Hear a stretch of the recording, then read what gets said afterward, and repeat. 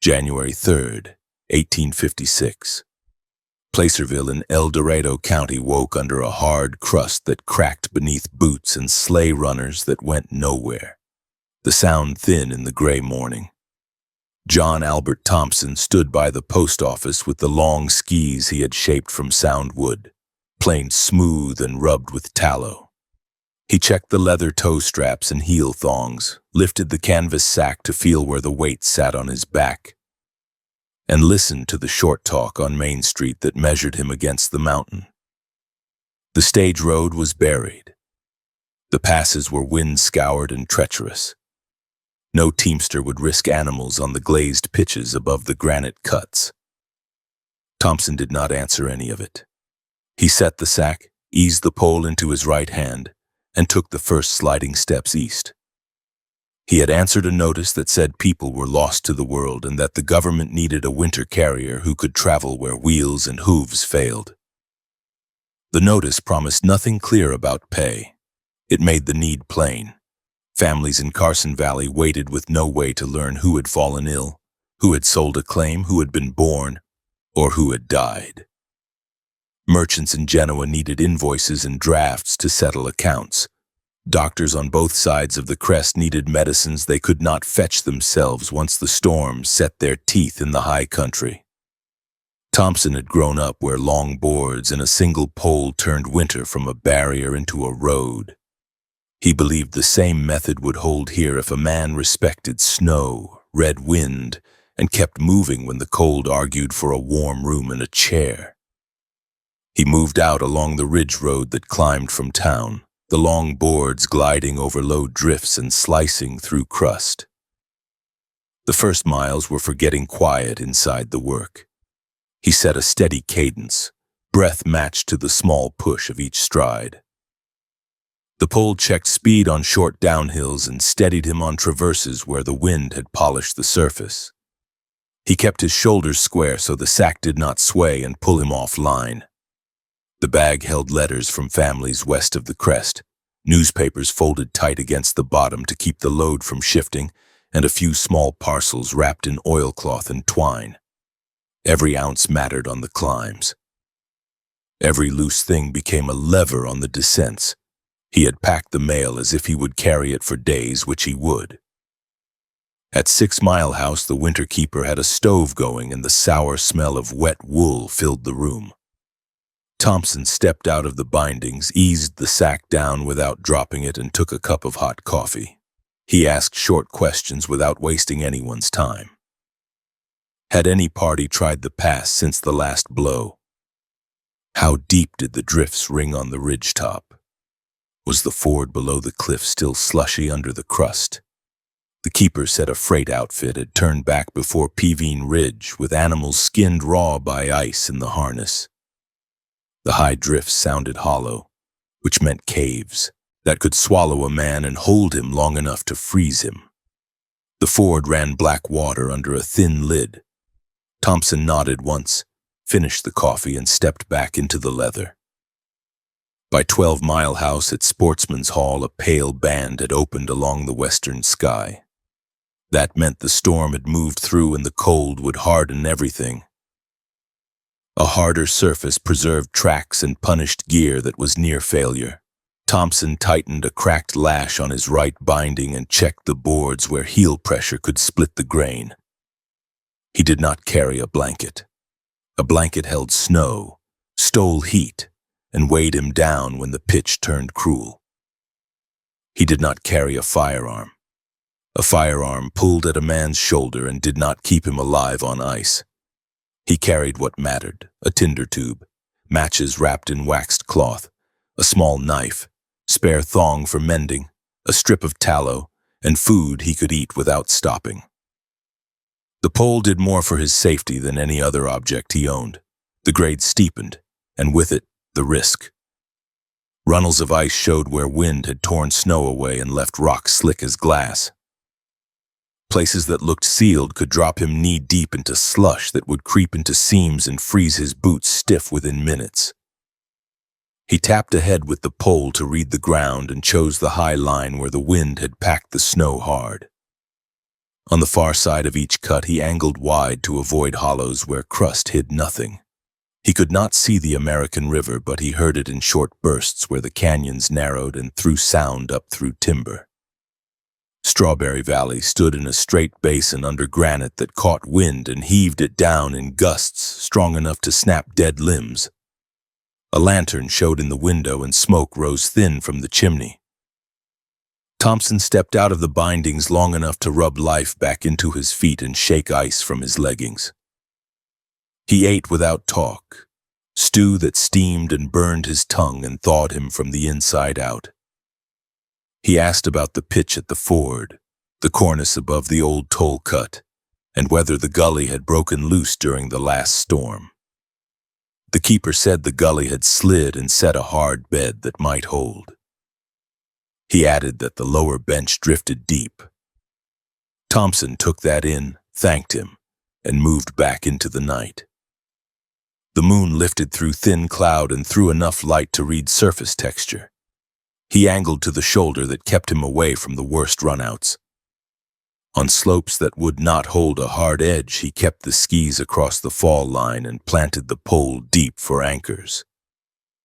The tips moved with small corrections, never a lunge.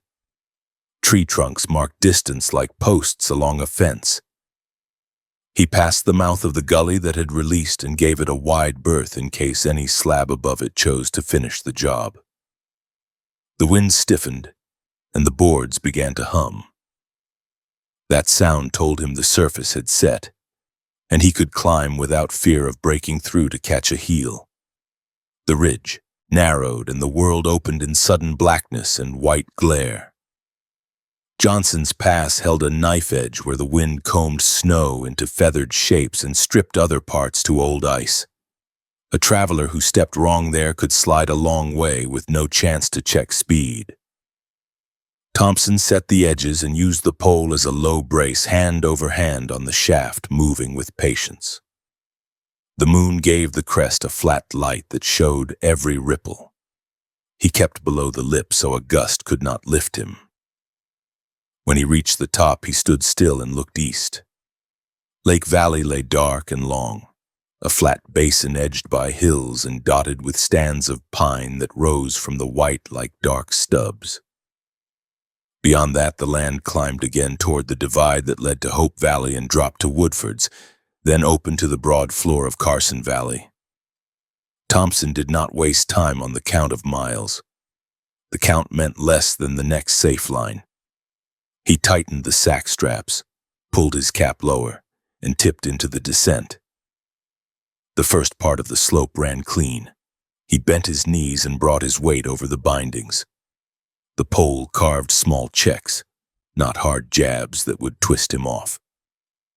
He crossed one stretch of wind slab and listened for the hollow drum that warned of bridging. The slab sounded tight. He moved light over it and found firmer snow below. Farther down, he angled to a cut bank that broke the wind and stopped long enough to stamp feeling back into his toes. He drank the last of the hot water, now only warm, and took 2 pieces of dried meat from his coat pocket. A creek whispered under the ice. He tested the crossing with the pole until he found the solid line and stepped across without cracking through. At the southern end of the basin, he faced a choice between the lower bench toward the lakeshore and the steeper way toward Luther Pass. The bench was deep with drift and hid holes that swallowed a pole to the grip. The pass road was steeper, but wind kept it cleaner and trees gave him anchors. He took the pass. The climb drew sweat even with air that burned any exposed skin to ache. He opened his coat a hand's width to vent, then closed it to keep heat from bleeding away. He moved in a pattern of sets and glides that saved effort and kept his breath level. Near the top, the snow turned to hard plates over old layers. He paced himself so a slip would be a stumble, not a fall. Down from Luther Pass, the route bent into Hope Valley and then toward Woodford's, a string of meadows and timbered rises that gathered snow in broad waves. Descent was the most dangerous work because speed came with the slope whether a man wanted it or not. Thompson kept his weight centered and read the surface by feel and by sound. Hardpack gave a scrape and a steady hiss. Windslab hummed. Pockets of old powder went quiet and grabbed at the boards. He skirted a creek cut where fresh snow had bridged rotten ice, tested the bridge with the pole and found it unsafe. He climbed a few yards higher, traversed, and came down on firmer ground that carried him clean into the trees above the settlement. A dog barked, then another. A door opened and a lantern threw a yellow circle on snow. The man who stepped out lifted the light and called a greeting that sounded like relief more than ceremony. Thompson gave his name and asked only what he needed. Was the river running high under the ice? Had anyone crossed from the west since the last blow? What had the wind done near dawn? The answers came without embroidery. The river was steady. No one had come in. The wind had swung east and cut into the drifts. That told him the crest would be scoured clean in places and stacked deep in others for the return. He took a cup of hot coffee in his gloved hands, thanked the man, and moved on. Carson Valley opened ahead under a ceiling of cloud that lifted as the sun rose. Pastures and fences lay buried to the top rails. Cottonwood stood black against the white ground. Genoa sat close under the hills, a small cluster of buildings with roofs heaped and rounded by the weight of winter. Thompson felt the burn in his legs from the climbs and the checks on the descents. He kept his stride careful so he would not stumble now that the land was flatter. The sack rode right against his spine, tight and quiet, the way he had packed it to avoid leverage that would punish him on the last miles.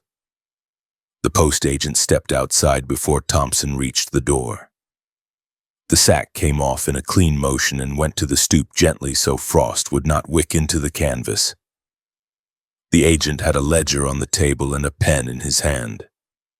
The entries were simple: date, point of origin, point of delivery, notations for parcels that needed quick pickup. Thompson did not waste talk. He confirmed receipt, accepted a bowl of hot stew from a woman who had come to see the man who had stepped out of the western winter, and asked for the return bag. The return sack held letters to Placerville, inquiries about accounts, and a small bottle wrapped in paper for a ranch south of the main line. He packed the urgent items to the top where he could reach them first when he crossed back. The men of the town gathered without a summons. Some had partners in the hill camps near Georgetown. Some had family in El Dorado County. All of them understood what a winter route meant. News would not wait for thaw. Medicine could move when a cough turned to a fever, and a fever turned to a crisis. Thompson answered their questions with facts and no drama. The pass was crossable with care. The slope above the ford had slid and left a stable bed. Timber anchors were solid where the wind had polished the snow. He told them he would leave before dark and asked for a moment to mend a lash before the cold made the leather brittle. He checked gear with the same attention he brought to a difficult slope. A heel strap had begun to crack where it bent around the loop. He cut a fresh strip from a spare thong, spliced it with an awl, and rubbed a touch of tallow into the leather.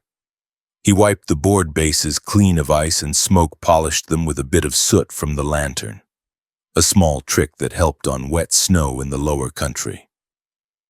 He ate a heel of bread and a strip of jerky and drank water until he could feel it settle in a body that had run hot and cold for hours.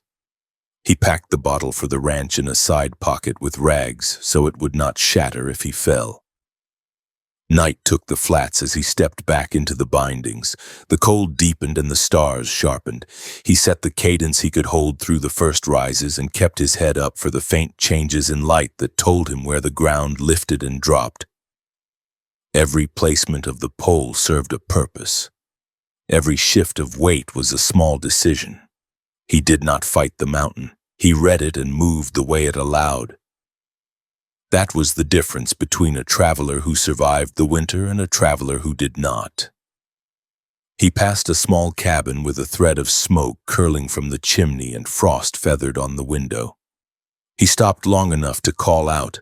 A woman answered and asked whether he carried anything for her brother in the camps west of the crest. He told her he likely did, and that he would check the name against the outgoing sack in Placerville. She thanked him and told him to watch the wind on the high shoulder. He said he would hold the line the way he had done today, and moved on. The climb back toward Woodford's brought sweat again, even in the deep cold. He loosened the collar to bleed off heat, then snugged it when the wind stiffened. He did not let his mind drift to chairs and stoves. He kept it on the next rise and the one after that, on the feel of the board edges, on the sound that warned of slab, on the look of snow that had bridged over air. The work was plain, so were the results. A route existed again between two places winter had cut apart. A letter could move, a packet of seeds could move, a folded newspaper could reach a house where a man or a woman would read it by lamplight and feel less cut off from the rest of the world. By the time the moon was high, the last houses were behind him, and the open ground carried him up toward the shoulder that led to Hope Valley. The wind at the crest had shifted, as the lantern man had said, and the surface on the high slopes had set hard. He moved with confidence from new knowledge and with caution that refused to trust any pitch he had not tested. He would sleep a few hours at Strawberry, eat what could be eaten fast, and take the ridge again before dawn hardened the surface into a glaze that gave no mercy. The day had started with doubtful talk and the clear, cold indifference of winter. It ended with a line established where there had been none. Thompson did not mark it with ceremony. He treated it as work done correctly, with attention to detail and respect for conditions that did not care about opinion. The mountains would not yield to force or to hurry. They yielded to skill, patience, and the willingness to go back out when others said it could not be done.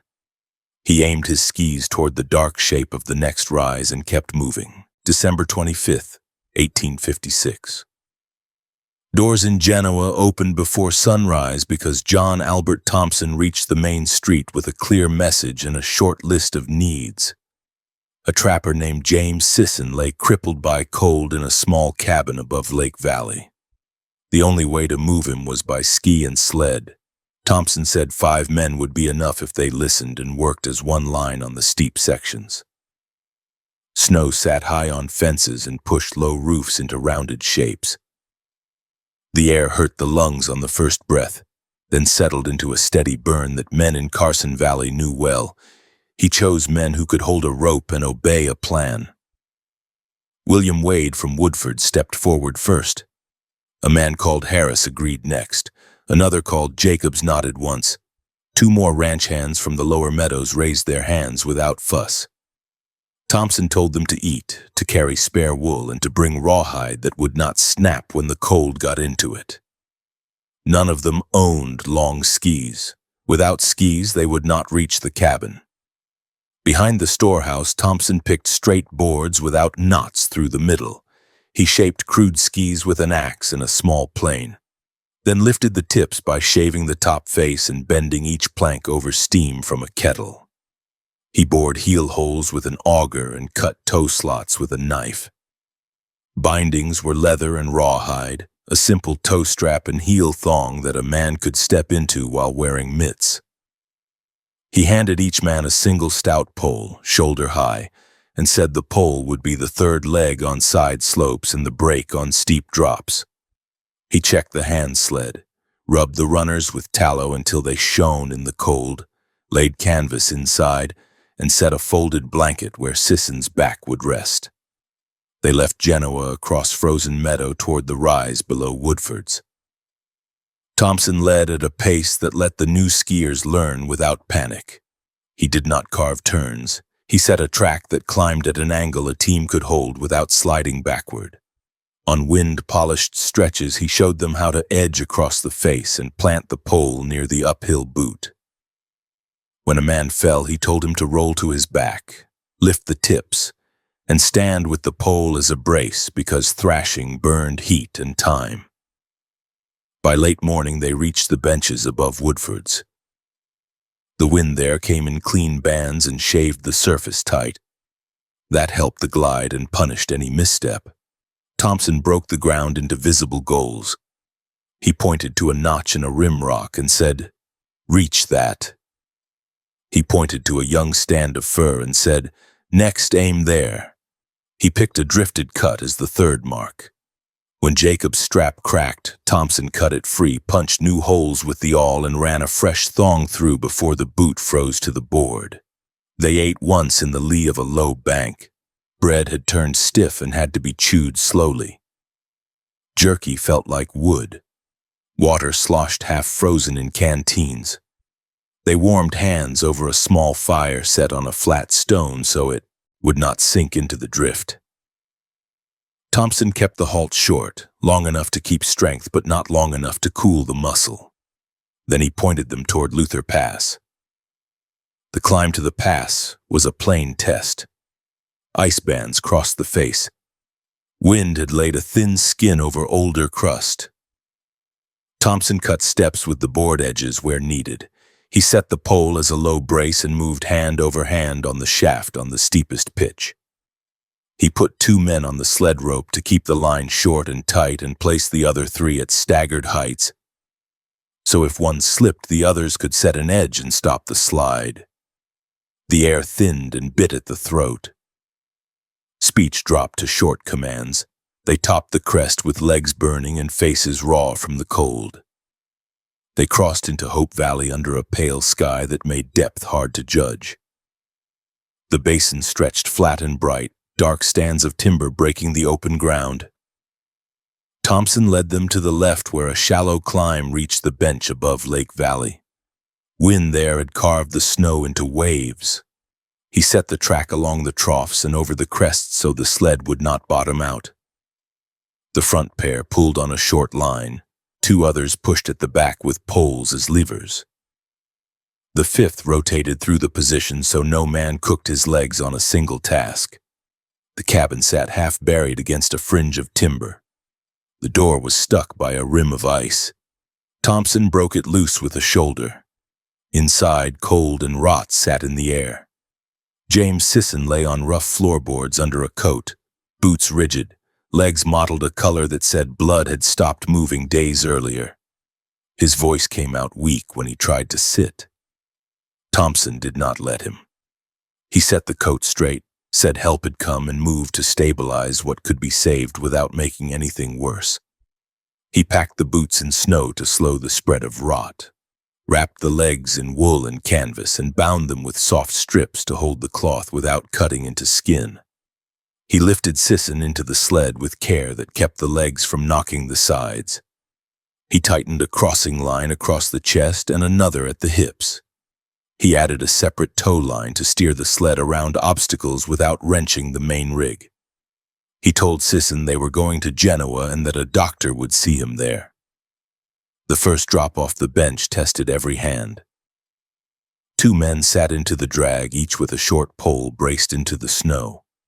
Harris and Wade took the front line with bent knees and short steps. Thompson walked backward and watched the sled, talking the line through turns and small shelves where hard wind had planed the surface smooth. When the sled skidded, the dragmen set the poles and waited for the runners to bite again. When the snow softened in a lee pocket, they hauled forward while Thompson stepped around to cut a new route that would not collapse under the load. They made camp when the light failed. Thompson chose a stand of fir that broke the wind and cut a low wall from blocks of packed snow. He kept the fire small and close so heat stayed with the group instead of blowing away. He set the sled on cut boughs to keep Sisson off frozen ground. He checked lashings and bindings again because leather splits when it is ignored. He kept Sisson awake with simple questions to judge clarity, then let him sleep in short spells to hold strength. They moved before daylight. The descent into Hope Valley punished legs and backs. The Carson Valley flats looked close and then proved far because winter distances lie to the eye. At Woodford's, men brought hot water in a kettle without being asked. The last pull across the meadows ran smooth on hard snow. The sled runners sang against the packed surface of Genoa's main street. They carried Sisson into a back room and set him near a stove where heat could be controlled instead of wasted. The town doctor unwrapped the legs and studied them with a directness that left no doubt. Both feet had to come off and an anesthetic was required. There was no chloroform left in the valley. The work had to be done soon or infection would take the man. Thompson did not ask for the statement twice. He told Wade to keep the fire steady and the room warm but not wet. He told the others to keep watch and to send for him if fever rose or bleeding began. Then he packed to go west. Food went into the sack that could be eaten while moving. Extra thong for repairs was coiled tight. A strip of cloth went in to wrap a hand where the pole had rubbed skin raw. He dropped any weight not tied to speed, even the small iron cookpot he sometimes carried when alone. He tightened his cap, set his goggles, and stepped into the bindings. The route to Placerville ran as a sequence he knew by feel: the mouth of the canyon, the bend above Woodford's, the shallow roll into Hope Valley, the slope to Luther Pass, the bench above Lake Valley, Johnson's Pass, rising to the crest, the ridge to Strawberry, Sportsman's Hall. Then the long roll down. Ice plates rattled under the skis where wind had glazed the surface. He stepped to edges that held and kept the pole low and forward. Night caught him and he kept moving because weather punished the rider who gave it time to gather. He reached Placerville with frost in his beard and went straight to the apothecary. The shelf where chloroform belonged stood empty. The man behind the counter said the supply was out. Thompson asked where to get it. Sacramento, the man said, and named the street. He left at once. The lower road held ruts like iron from earlier wagons. He kept to the edges where snow lay smoother. He lifted the boards over roots and stone. Cold in the low country felt less sharp and more damp. He reached Sacramento the following day and found a supplier with a sealed bottle of chloroform. He paid, wrapped it in cloth, tied it high in the sack, and turned back without delay. The return began without ceremony. He climbed toward Placerville with steady steps and careful breathing, so sweat would not chill him later. He ate hot food at Sportsman's Hall, slept 1 hour on a bench near the stove with his boots still on, and moved again before dawn. Drifts had shifted in the high timber. He stepped over small wind lips and skirted hollows where snow hid weak ice. At the crest, a band of cloud thinned enough to show the horizon. He dropped into Lake Valley, then worked the slopes toward the bench and the long glide toward Luther Pass.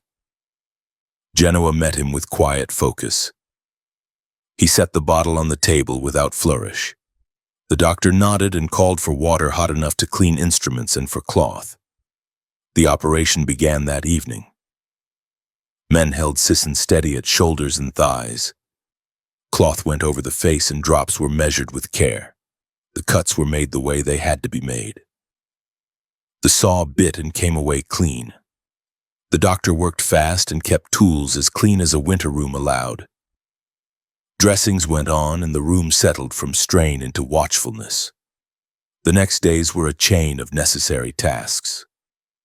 Thompson split dry wood and stacked it by the back door.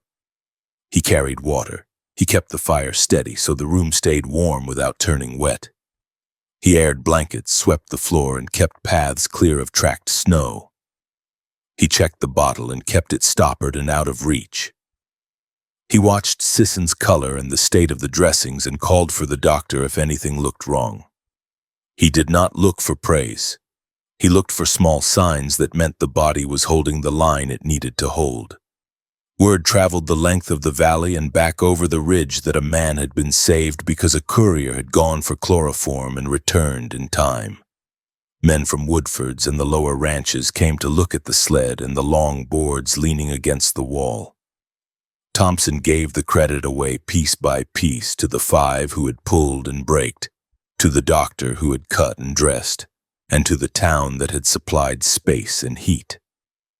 He did not let anyone split the work into separate parts to admire. The work had been one chain. When Sisson could take broth and speak without strain, Thompson went back to the ridge because the winter line had to stay open.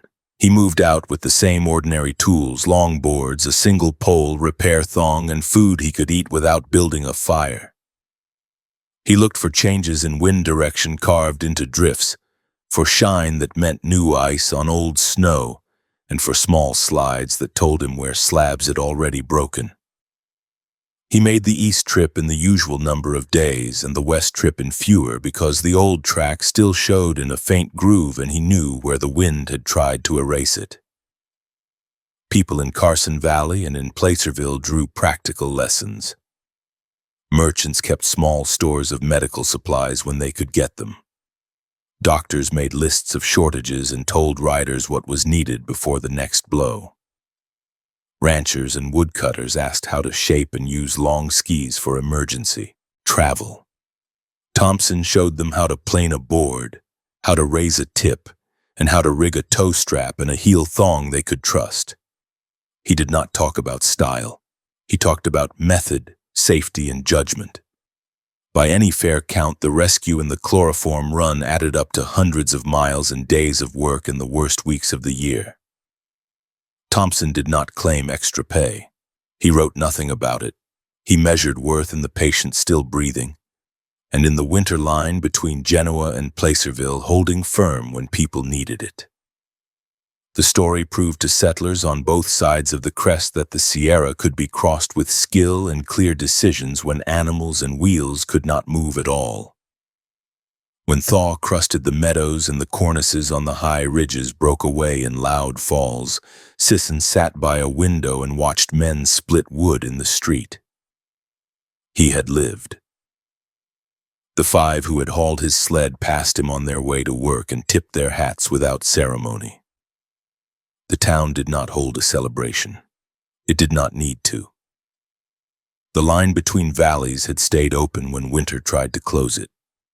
Thompson cleaned his board bases, checked his straps, and walked out to take the route again, because snow did not stop to mark what had already been done. January 10th, 1857. The Morning Ledger in Placerville showed winter mail marked for Carson Valley, and John Albert Thompson lifted the canvas sack, cinched the straps flat against his chest, and stepped into a line he had now begun to treat as a permanent road that only snow could reveal. He left Main Street before full light so the crust would hold his weight on the first climbs. The boards ran true on the hard surface above the south fork of the American River. He kept the single pole low and forward on traverses and used it as a brake only when the slope demanded restraint. At Sportsman's Hall, he checked the toe straps for cracks and rubbed a thin coat of tallow into each binding where cold leather liked to split along the hole. The keeper set down a cup of coffee and said the last blow had laid a brittle skin over older layers. Thompson nodded once and said he would keep to the high lines where wind had packed the snow tight against stone. Through that winter and the next 2 that followed, he set a repetition that turned risk into routine without dulling judgment. Eastbound took 3 days when the wind cut hard across the ridges and the drifts built shelves that wanted to break under weight. Westbound took 2 when the descent favored speed and the surface set clean under night frost. He did not race the clock. He respected it, because farmers, storekeepers, and doctors on both sides of the crest planned their weeks around the rhythm of his steps. He left Placerville with letters bundled in waxed paper, newspapers tied tight with twine to pack the bottom of the sack, and small parcels arranged high so they would not lever the load on steep ground. He reached Genoa, Carson City's neighbor in the open valley, with the same items dry and in order, then packed the return bag and turned west again. The route felt shorter only to men who guessed at distance by flat maps. On the ground, it was a ladder of required actions. Johnson's cutoff climbed to the crest by shelves of granite and benches where trees hid thin bridges of snow over running water. Strawberry Valley gave a roof and a stove long enough to thaw a wet boot seam, but never long enough to forget how quickly damp wool robs body heat when the door opens again. The shoulder above Lake Valley carried wind that polished the surface into plates that rang under the boards. The pitch to the notchmen would later call Echo Summit asked for clean edge work and a steady brace with the pole hand over hand. Every mile was a set of moves a man learned by repetition rather than by talk. He learned to read the Sierra as if it were a ledger. A hum under the skis said wind slab that would carry if treated lightly. A hollow drum warned of bridging with air beneath, good for a fox and bad for a man with 100 pounds on his back. Powder gone stale grabbed the bases. Fresh corn gave and then held like new rope. Snow that looked smooth from a distance showed ripples in flat, morning light, a sign that the wind had carved small corrugations slippery and fast. He favored stands of fir on side hills because the trees broke the wind and gave anchors for a boot edge when a gust tried to knock a body offline. He crossed creeks where the pole struck solid on the first push and refused bridges where the tip found black water. Gear improved because failure at 40 degrees on hard ice is an unforgiving teacher. He shaved the board tips a little finer so they rose clean through wind crust. He planed scratches from the bases and smoked them over a lamp to take a faint polish that helped in wet lower snow. He swapped a cracked heel thong before it failed rather than after. He stitched an extra layer into the shoulder straps so a week of friction would not cut into the canvas.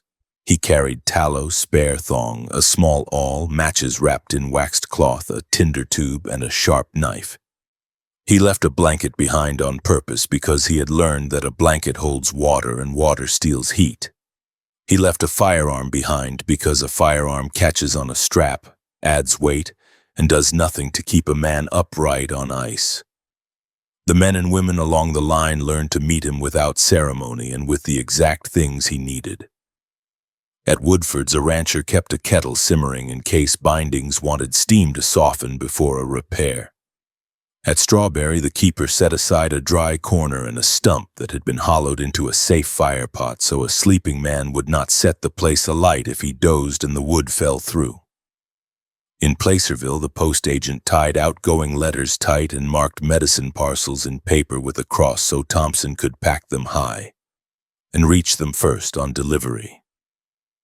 In Genoa, a storekeeper kept a list of shortages to be spoken fast: laudanum, quinine, needles, lamp wicks, and seed packets with late storage grain that might still sprout come spring.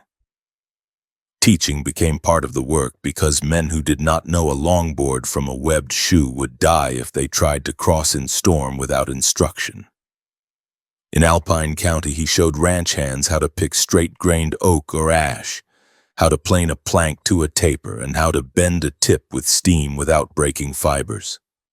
He cut heel holes and toe slots and set them with toe straps and heel thongs that could be tightened with mitts on. He put a pole in each hand that wanted to argue about two poles and said one good pole used correctly steadies a body on a side hill and checks speed without twisting a knee. He showed the straight traverse, the low brace, the way to step uphill with small movements that do not break a crust, and the roll to the back when a fall comes so tips lift rather than spear into the snow.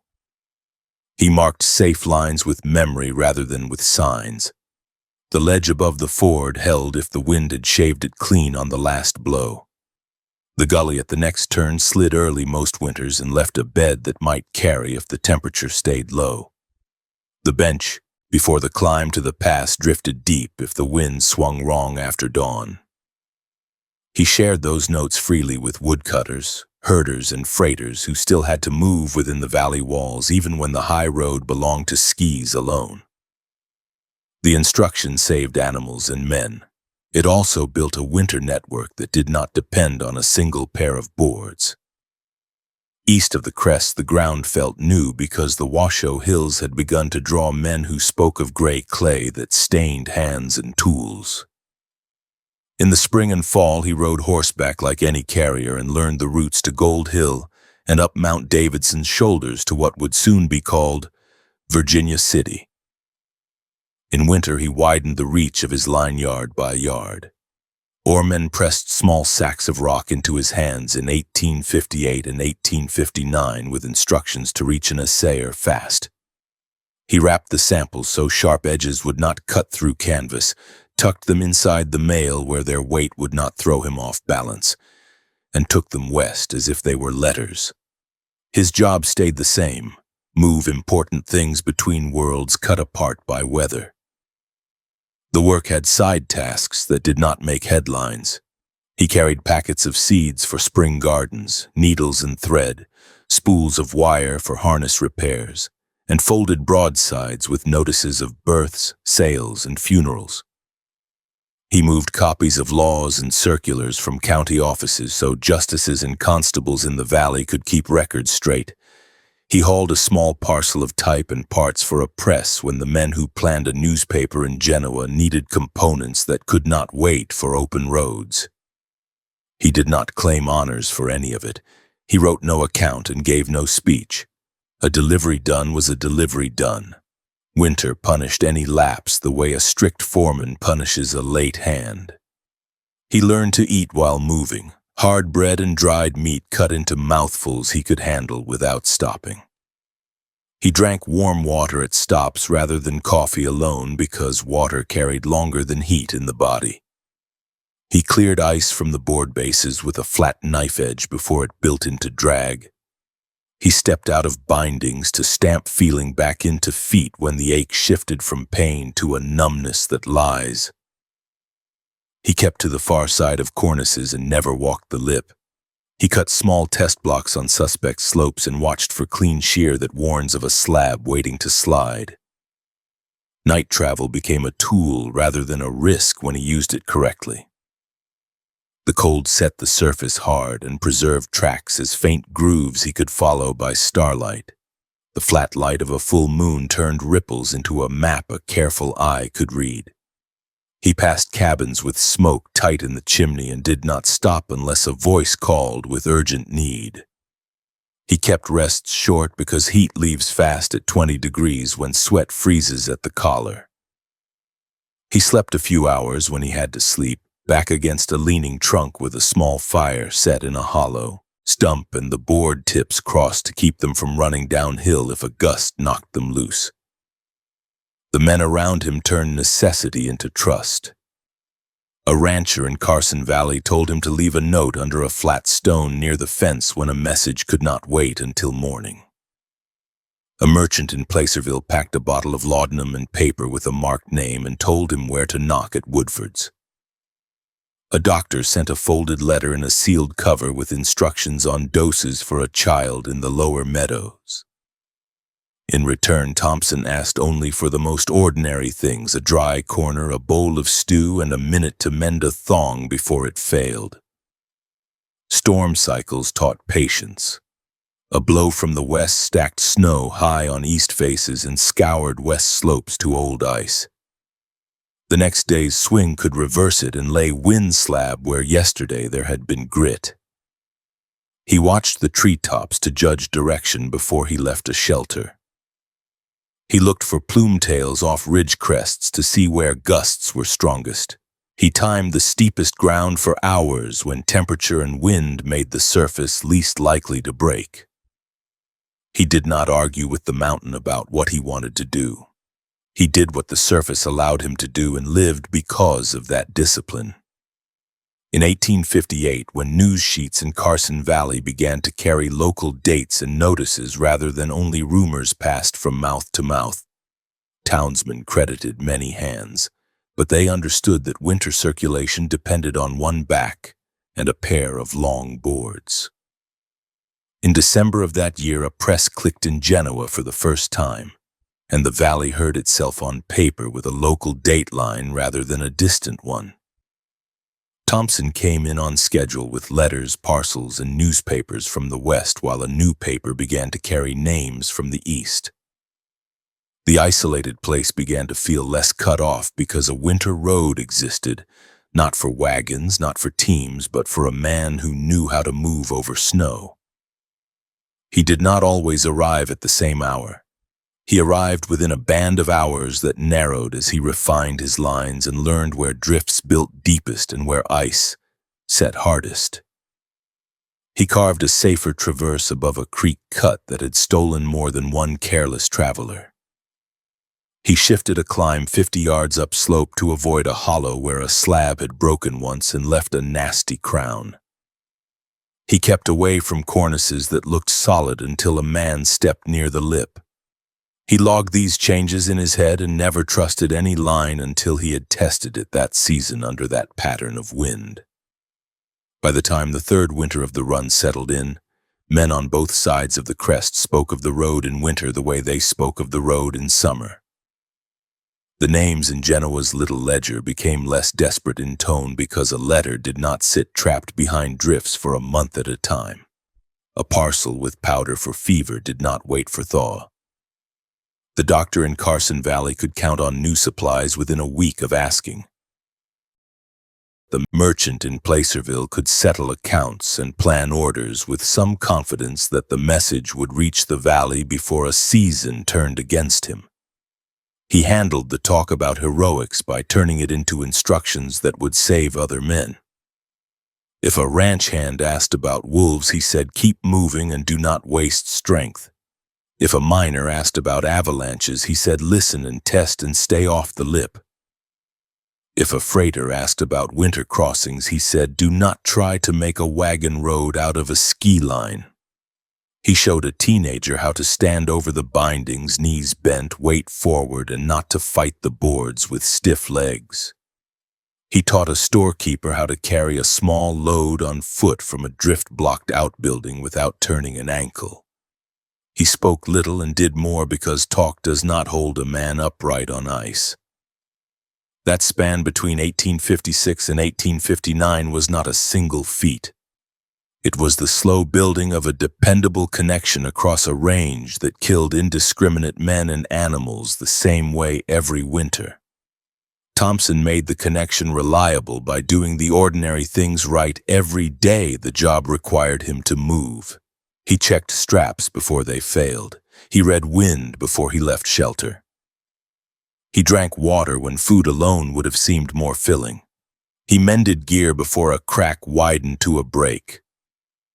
He never claimed a victory over the mountain. He claimed a line through it and then held that line for season after season. When spring softened the high drifts and the cornices ripped off with cannon cracks that rolled down the canyons, he put the boards away and carried summer mail on horseback to places wheels could reach. He kept a small homestead in Diamond Valley growing towards something stable. He bought seed in Placerville and tools in Carson City and paid for them with the most straightforward currency a settlement respects: proven work. When the first dust of the next winter blew off the peaks and the passes began to glaze, he cleaned the bases, checked the straps, and set the sack on the floor to pack the first eastbound load of the season. A winter road existed now, and he meant to keep it open. June 1st, 1859. Morning light fell across 6 Mile Canyon above Gold Hill, where Peter O'Reilly and Patrick McLaughlin stood over damp gravel that stained hands of color miners in the Washoe Hills had learned to distrust. The blue clay clogged rockers and stole gold dust from the riffles, yet streaks in the muck hinted at more than nuisance. Word moved through the rough diggings toward Carson Valley and down to Genoa, where John Albert Thompson collected letters for the eastbound run. By the time the sun slid behind Mount Davidson, he had word that samples needed to cross the crest fast for testing. The line he had built between Placerville and Genoa now bent northeast toward the new diggings. He shifted the eastbound finish from the floor of Carson Valley to the cluster forming against the slope, where miners cut shallow pits into the benches and hammered rough stakes to hold flimsy notices in the wind. The sack held the usual letters and newspapers, then took on small sacks of rock wrapped in cloth and tied tight so sharp edges would not saw through the canvas. Assay men west of the crest needed the pieces intact. Thompson packed the samples deep and centered so the load would not yank him sideways when a ski edge bit on the ice. Summer found the hills bare of snow, but even without skis, his work did not relax. He rode the lower corridors on horseback to learn every foot of ground between the growing camps and the settled valley. The road out of Genoa passed Jack's Valley and climbed toward Clear Creek, then wound to the shoulder below the gray hill men would soon call Gold Hill. Virginia City was a handful of shacks on the slope above. Water was short and wood had to be hauled. Men argued claims with voices raw from dust and long days. Thompson watched the pattern of travel the way he watched wind on winter ridges, looking for the line that would carry weight with the least wasted effort when winter closed the high country again. The first samples went west inside a week. The crossing followed his established ladder of moves, Carson Valley to Hope Valley, then up through Luther Pass to the Lake Valley Bench and over Johnson's Pass toward Strawberry Sportsman's Hall and Placerville. At each stop he kept the ore tight and dry. Assayers in the foothills pounded and burned the fragments, weighed results with practiced calm, and sent back figures that needed no exaggeration. Silver ran high, and the gray clay that had fouled rocker boxes now proved to be wealth. Men who read the numbers did not bother with speeches. They packed tools and headed east. The pressure on Thompson's line changed within days. Merchants in Placerville pushed orders toward the hills.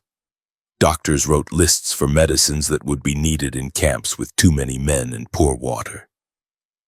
Printers tied up notices for goods and for partnerships and for warnings about jumpers who liked to cut steaks at night. Miners sent letters home that were small and direct. The ground looks good. Send boots. Send a warm coat before the first storm. Send seed for a garden in case this runs long. Thompson stacked the mail in the order he wanted to deliver, urgent on top, bulk at the bottom, wrapped in a way that kept every parcel from shifting on the steep ground above the passes. By early autumn, the new corridor took form. He set a pattern that sent him past Genoa only long enough to split the load, part for the old settlements on the flats and part for the slope where Virginia City and Gold Hill had begun to gather more than tents. The trail to the slope cut across washouts and followed benches where a misstep could send a horse scrambling. When winter showed white at the crest, he tried the route on foot to read the safe line while the ground still spoke clearly. He noted the gullies that would drift deep once the wind found them. He marked the shelves where early ice would hide in shade all day. He fixed the locations of cabins that could give a traveler a roof in bad weather. The first snow came early. He set the boards on hard ground for the season's first run toward the ore camps and felt the difference at once. The eastbound weight had grown. Parcels stacked for assay offices, for merchants, and for men with no time to go to town themselves. The return loads changed too. Letters and cash drafts crowded the sack along with folded sheets that carried assay numbers, claim agreements, and urgent notices for tools and food. The path from Hope Valley down to Woodford's and across the flats was familiar. The new work began after the climb toward the slope where shafts were now appearing like holes torn into the hill. Winter in the ore belt added hazards that did not exist on the open pass. Tailings froze into ridges of uneven ice. Open cuts hid under thin crust. Shallow shafts stood behind crude braces that snapped in wind and collapsed under weight. Thompson kept his line clear of any place where settling ground or a hidden edge could swallow a traveler. He warned the camp to keep covers on shafts even if it meant a day lost to carpentry. He kept the boards away from tailings unless a fresh fall had buried them smooth. In narrow draws, he put his pole deep and worked across the face in short steps, so the bases did not shoot out from under him on glazes left by a week of cold.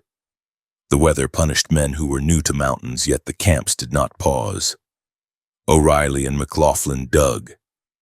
New partners staked pieces around them. Henry Comstock argued and inserted his name into conversations that did not start with him. Assayers wrote tidy figures on narrow strips of paper that folded into envelopes stamped with seals and tucked into Thompson's sack.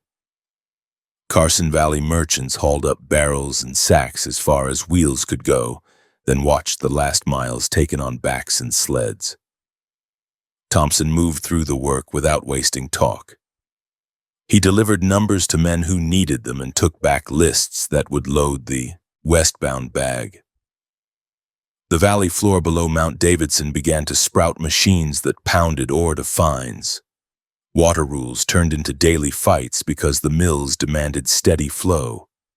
Woodcutters in the lower hills stacked cordwood into high piles that looked like dark walls against the white ground. Freight wagons creaked under timbers cut for shafts and stopes.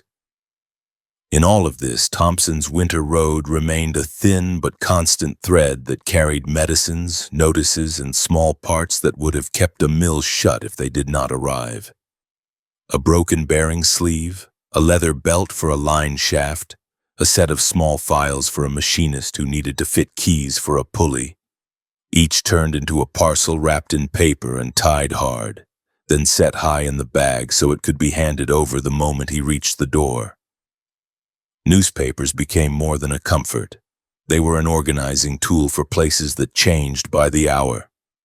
In 1858, a press had printed in Genoa, then moved to Carson City in 1859. By the turn of the year, another press climbed toward Virginia City. Thompson carried forms, type, and stories as folded proofs when editors needed a fast hand across the range during storms. He delivered the first issues that reached the camps while wagons still struggled in mud or on glare ice. Men read by lamplight in drafty cabins and argued the lines aloud. The pages told them what claims had been listed and who was doing the listing. Those pages also joined far camp to near town when drifts cut the slope off for days. The rhythm of his crossings returned now with a new finish point. 3 days east when the sky cleared after a blow and the wind carved the ridges into bands of hard surface.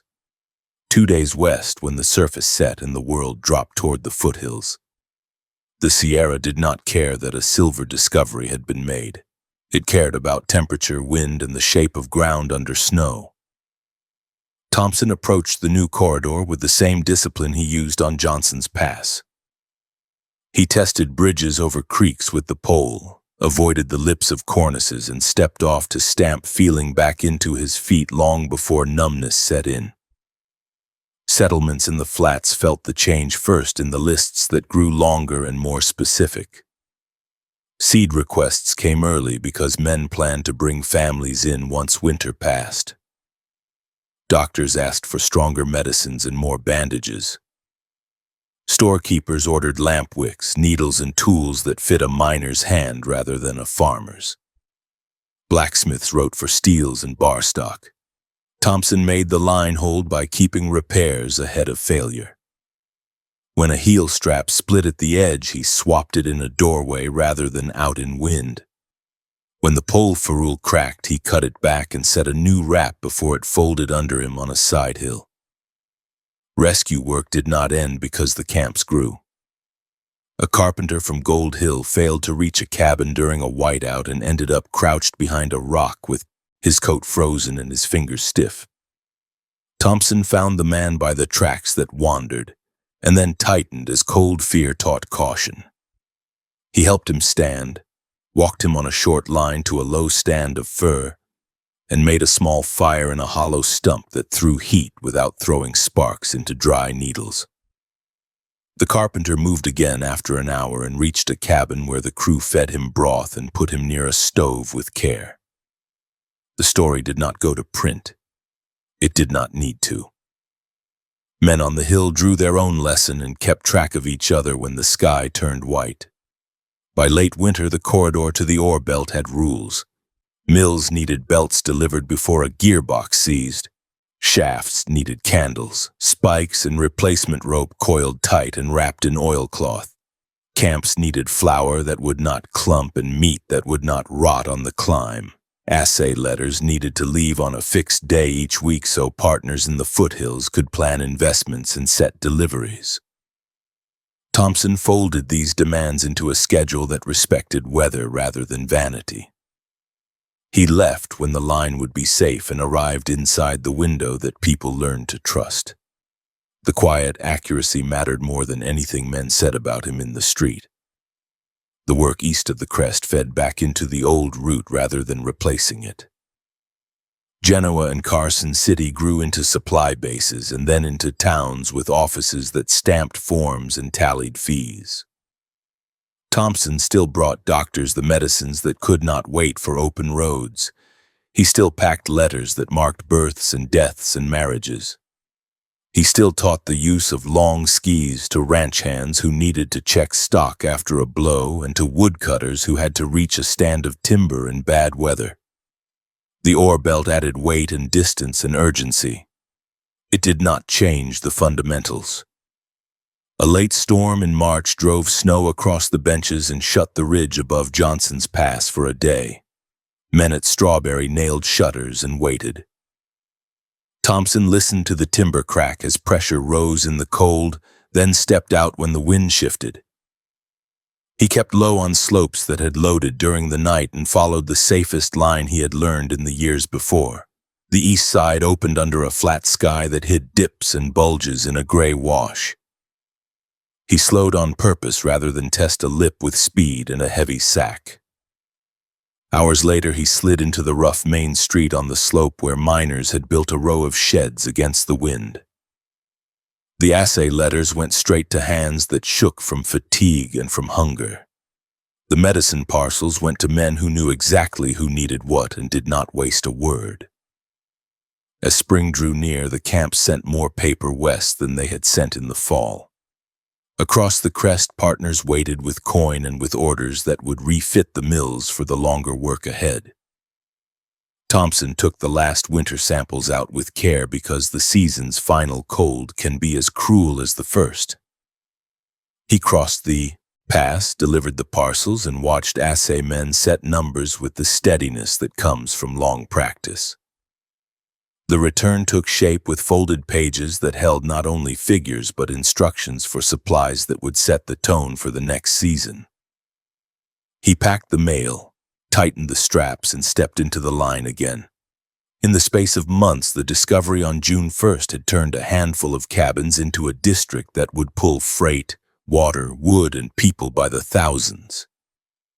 It had also bent a winter road across the heart of it, carried by a man with long boards and a habit of finishing the work without ceremony. Thompson kept that road open because he treated every mile like a problem to be solved rather than a spectacle to be admired. The ore that started the rush needed a path through winter. He made that path and held it long enough for a mining town to take root on the side of a mountain that does not make such efforts easy. April 3rd, 1860.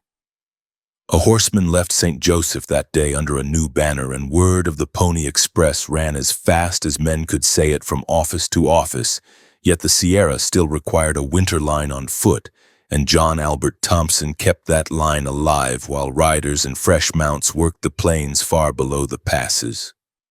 The route he had built between Placerville and Carson Valley did not shrink because a new service started in spring.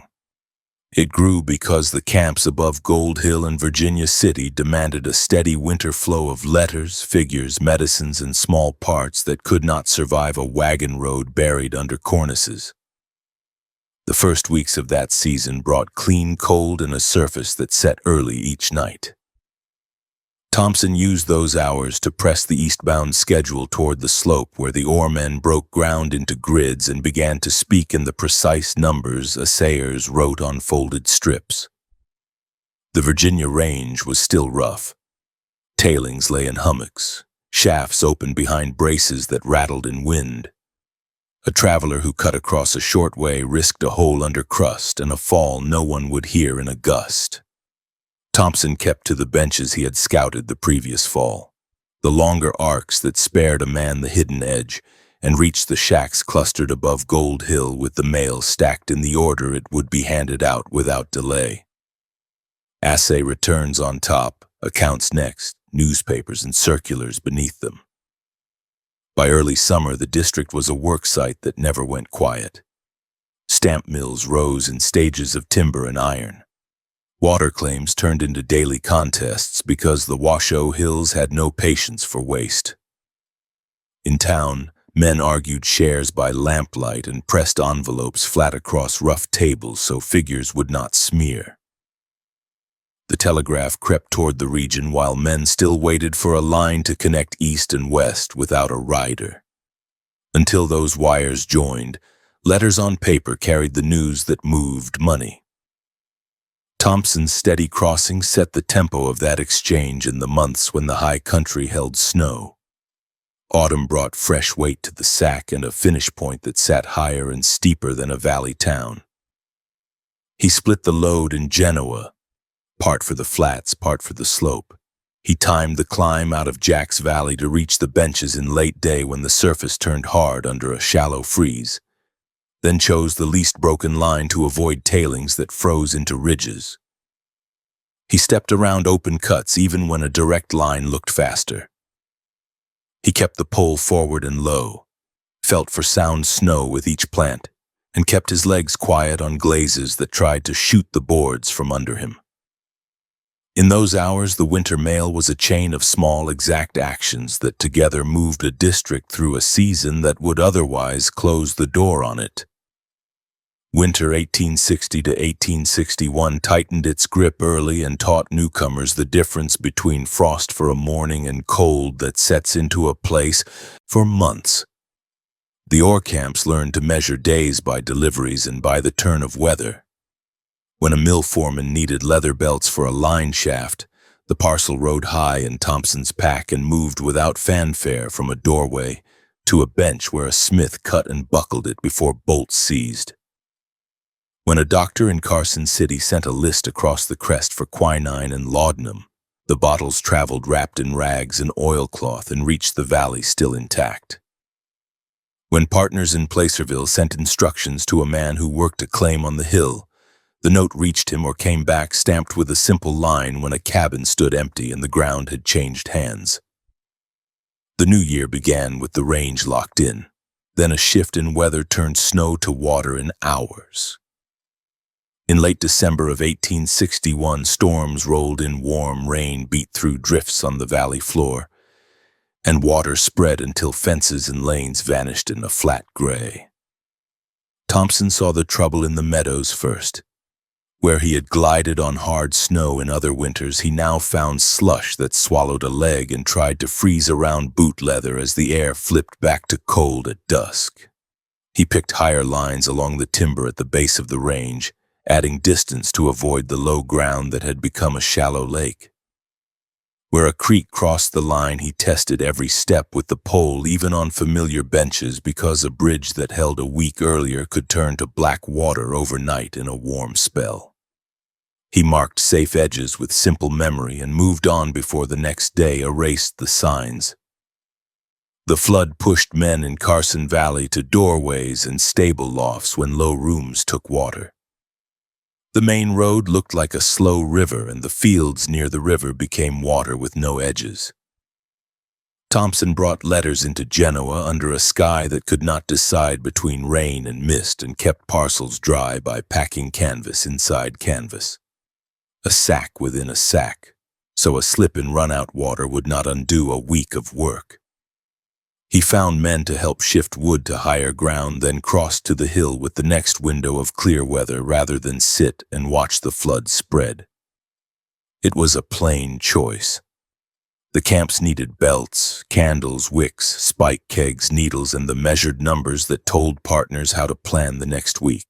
He moved those things.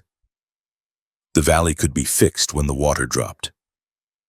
When the air turned cold again and the meadows locked up, he reset the rhythm that had kept two sides of the crest in contact since the decade before. East in 3 days, west in 2 when the surface set smooth. That ratio did not appear as a boast. It appeared as the way the ground arranged itself for a man who knew it well. He did not talk about speed. He counted on a set of moves he could trust and kept his head in the work. That winter also brought a change no one had seen before. In late October of 1861, the wires reached across the continent. The telegraph tied the country into a line of near-instant talk that could send war news from far eastern cities to the Pacific before a traveler could finish supper. The new tool did not end the need for the winter road. Not a bottle, not a bolt, not a belt, not a folded bundle of proofs for a press could ride a message wire. Thompson still set his board edges and brought the things a settlement needs in the part of the year when wheels could not turn. Through 1862 and 1863, the ore belt deepened its workings and multiplied its hazards. Shafts went down into heat and poor air. Drifts cut under benches. Mills pounded day and night. The district needed a steady inflow of small, exact goods that even a well-stocked freight wagon could not bring in during storms. And it needed a steady outflow of paper that recorded shares, wages, and assay values. Thompson carried both with an attention to order that made a crowded sack act like a tidy desk. Items for the slope rode together. Items for the valley towns rode together. Medicine packed high for quick handoffs. Heavy pieces rode near his spine where they would not lever him into a fall on ice. Not every task turned on delivery. In Carson Valley and Alpine County, he taught men how to move when a storm cut a trail and a neighbor went missing. He showed simple drills that kept a small party safe in bad light.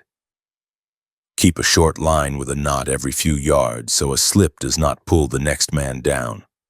Plant the pole above the uphill boot and then step. Keep the party off cornice lips even when the track from the day before runs close to it. Step around where wind has built smooth bulges at the edges of gullies. On descent, sit into a drag rope for a sled rather than fight it with hurried steps. Those instructions turned into routine, and routine in winter becomes survival.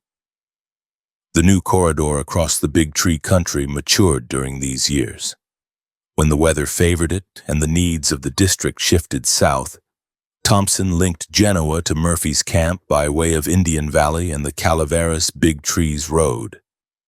That route served ranches, mills, and mining camps that looked to the Sierra Passes for winter contact as much as any town on the Virginia range. He moved letters and small goods along that line when the work called for it, using the same habits that kept him upright on Johnson's cutoff: careful reading of surface, patience with side hill, and exact packing so the weight behaved on hard downhills. The war years settled over the region as lines of type and tight columns rather than uniforms in the street. Men in the Sierra read about battles far away while they fought their own fights with weather, rock, and water. Thompson carried war news in printed sheets and in private letters. He watched faces in Genoa, Carson City, and the slope when a man unfolded a paper and saw names that mattered to him. Then turned to work because the mill had to run and the shaft had to be timbered. Those sheets also carried public notices that marked changes at home. In March of 1861, the country recognized Nevada as a territory, and the valley towns adjusted to new offices and new seals. Thompson delivered circulars that made those changes plain for judges, clerks, and lawmen who needed paper in hand to legitimate their actions. Rescue remained part of the job, not as a spectacle but as the plain outcome of being the one who went out when others stayed inside. A woodcutter from the lower benches failed to make a cabin in a sudden whiteout during the winter of 1863. A ranch hand spotted a stray track and found the man crouched behind a rock with his mitts stiff and his breath shallow. Thompson reached them because the ranch hand knew where to look. He set a low fire in a hollow stump where heat would hold, rubbed life into the stiff hands without tearing skin, and walked the man out with rests spaced just enough to keep him moving. The story did not go to a reporter. It did what it needed to do. It reminded crews to watch for each other, to mark lines when a sky can turn gray without warning, and to keep a man in sight on a side hill when the crust goes blind and flat. 1864 and 1865 saw the same discipline applied to larger growth. Virginia City and Gold Hill stacked buildings tighter against the slope. New mills required parts that could not wait for thaw. Repairs could not sit on a bench while a bearing heated to ruin or a belt frayed to a stop. A press needed a small gear that would stop an entire run if it broke. A doctor needed instruments that could not be made in a blacksmith shop. Those pieces moved west to east in a single sack that had become a corridor the size of a man's back. Thompson did not carry records of what he hauled. He carried the place forward a step at a time. He also built at home when the crossings allowed it. The meadows of Diamond Valley drew his work in the snowless months. He cut hay, set posts, and joined neighbors for the ordinary tasks that make a small farm pay its way. He chose tools that would last, planted rows straight and repaired by hand rather than wait for a part from a distant maker. Those habits matched the ones that had kept him alive on the pass. Accuracy, quiet effort, and attention to small failures before they broke into large ones made the difference between a place that held together and a place that bled money and time. Teaching continued because the region kept filling with people who had never crossed high ground in storm. Thompson ran short sessions behind stores and at weighhouses. He did not dwell on where to find fine planks or how to raise tips with steam. He had already shown that in earlier seasons. He focused on how to move with a load on longboards when the snow went from powder to stale to crust to glaze in a single day. He demonstrated how to check speed without wrenching a knee, how to traverse a slope with a sled, how to stop a slide with a pole set as an anchor, and how to choose a camp spot that would not turn deadly in a wind shift. The hills kept those lessons honest every winter. The close of 1865 found the line intact and trusted. The telegraph clicked across the continent. The Pony Express had become a story told with pride and brief service dates. Freight roads improved in places and failed in others when a storm took the surface away.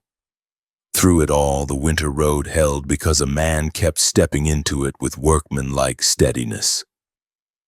The valley towns planned their weeks around a known window when letters would arrive and parcels would be placed on counters. The ore belt built a habit of writing orders and laying out small parts for pickup before the next blow. The Big Tree Corridor added a branch to the network when demand shifted south. The homestead in Diamond Valley grew from just a notion to a place that could be kept, not only visited. The years from 1860 to 1865 did not change the Sierra. They changed the people on both sides of it.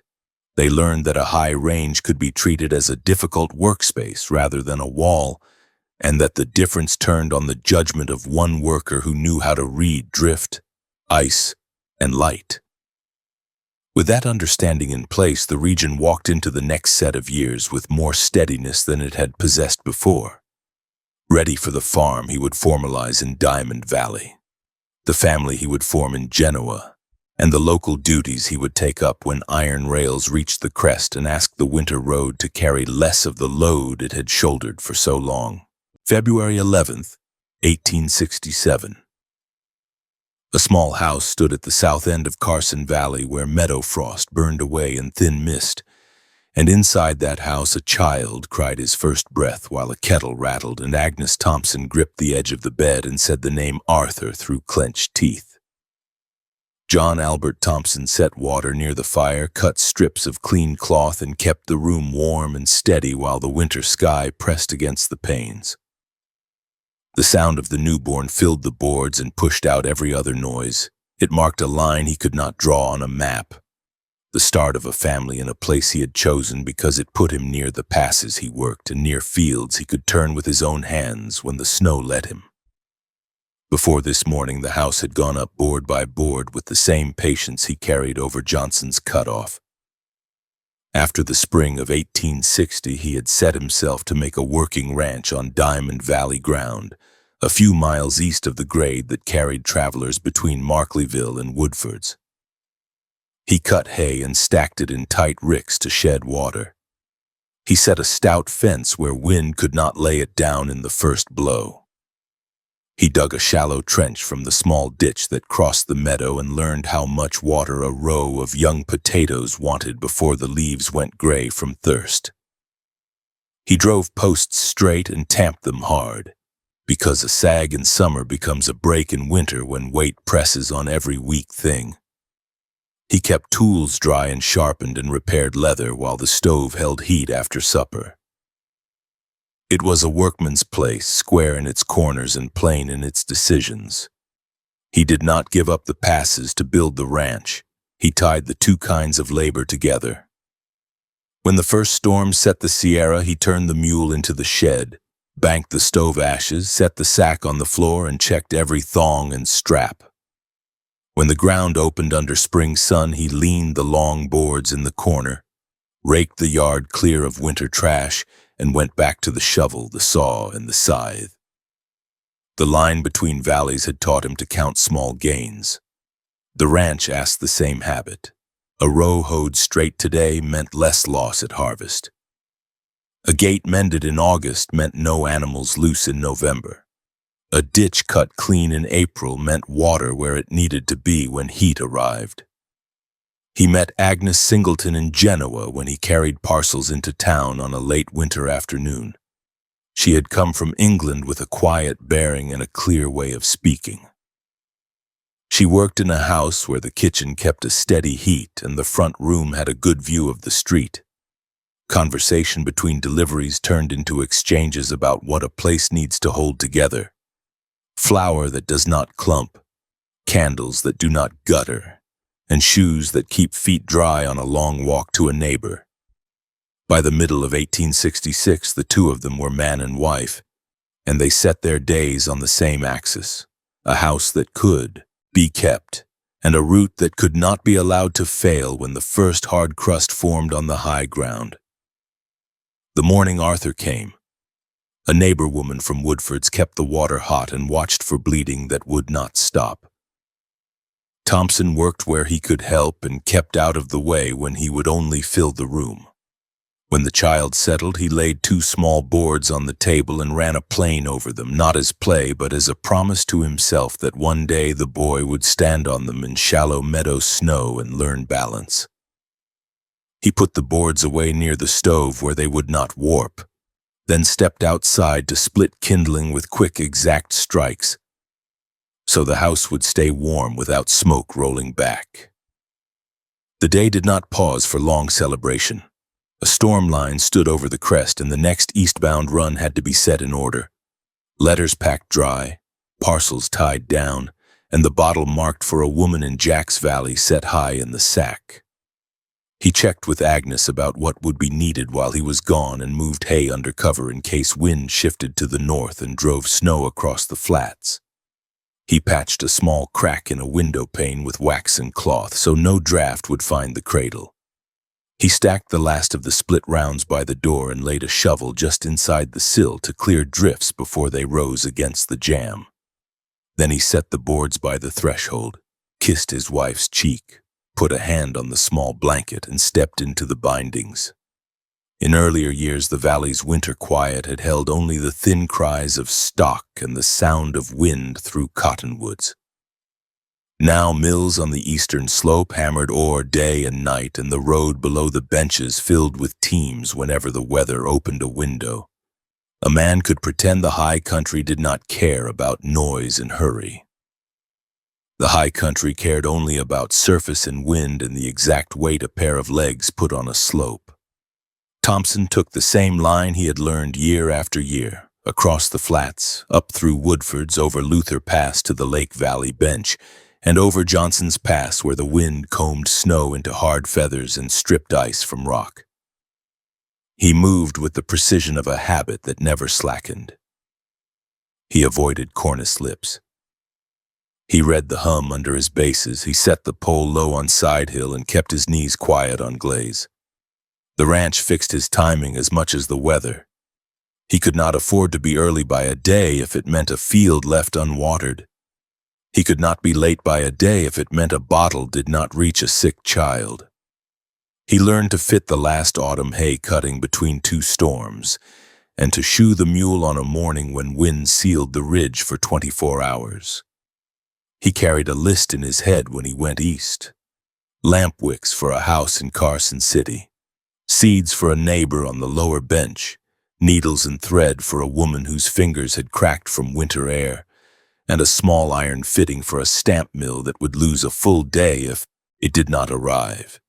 He returned with a different list, notices from county offices, a letter from a brother in Wisconsin asking after land and weather, and a small packet of type parts for a printer who could not get a wagon through rutted ice. On days when the valley roads were open, he hitched the mule and hauled fence rails or timbers. He walked rows with a hoe and checked for cutworm and rust. He mended a harness strap with fresh stitching and a neat row of holes that would not split under pull. He dug short runs of ditch and dropped wooden checks so he could raise or lower the flow to a field without flooding the corner. The ranch did not make money fast. It made steadiness. It made a bed that held, a table with the right height for a child, and a routine that turned a hard winter place into a home. Agnes kept the house with the same clean practicality he brought to the line. Her hands moved with purpose, soup on the back of the stove where it would not scorch, bread kept in a place where mice could not reach, laundry set to freeze dry on a bright day when the wind stayed gentle. She watched the sky the way he did, and read the wind by how it walked the cottonwoods at the edge of the lot. She learned to mend a binding strap in a pinch and to check the sack for anything that should be moved higher for a quick handoff in town. When he was gone, she set a lamp in the window and measured wood by the pile, never by the stick, so she would not count wrong and be short on a night when the cold came down hard and held. Neighbors came because Diamond Valley houses learned to share work. A man from the next claim brought a pig to butcher and asked to use the clean table because Christmas had filled his own with guests who would not leave. Thompson obliged and turned the work into a small class, steady cuts, clean strokes, salt measured with an eye trained by years of packing. Another neighbor came with a bent plowshare. The two men heated it, and banging on the small anvil made it true enough to hold for another season. They traded days on fences when the ground softened and posts could be set. They traded watch when a calf came at the wrong hour and the mother needed help. Teaching continued because new families kept arriving, and winter in this place punishes ignorance. Behind the shed, Thompson showed a boy from Jack's Valley how to stand on long boards and keep weight over the bindings. He cautioned a man who insisted on two poles that one good pole held a traveler upright better on side hill and saved knees. He set a sled on the packed lane and showed how to walk a load down without letting it run and jerk a man off his feet. He took a small party into a meadow after a storm and taught them to look for the faint shine that warns of old ice under new snow, and to step around it even if the path grew longer. The path did not grow easier because he had a child at home. It grew heavier. In a March blow, he found a sheep herder crouched behind a boulder above Lake Valley, the man's feet stiff in wet boots and his words coming in broken pieces. Thompson built a fire in a hollow stump, kept the heat low and close so the man did not burn numb skin, and walked him to a cabin with slow rests, spread far enough to keep the legs from locking and not so far that cold could catch up. He left a short note with the keeper about how to check for fever and when to send for help, then turned east because the sack still held a bottle marked for a woman in Gold Hill, and a folded sheet that a foreman needed to keep his mill running at the next shift. At home, the small hours now had a different task. When he returned late, he stood in the doorway and listened for the soft, even breathing that meant mother and child slept. If the baby cried, he took his turn, hands steady from years of careful work on cold rock and leather. He warmed the room a little, not too much, because heat inside can make the next step into a knife when the door opens. He moved like a man used to darkness, feet that knew where each board creaked and where a stray bucket might catch a heel. He slept with the quick, deep rest of a worker who will be called again soon. Seasons turned and the ranch changed in small but visible ways. The first spring after Arthur's birth brought a new fence line cut back from the wettest edge of the meadow, so stock would not trample new chutes into mud. A lean-to went up over the woodpile so snow would slide off instead of soak into the stack. A shallow root cellar took shape under the north corner, cool air kept by careful stonework and a tight door.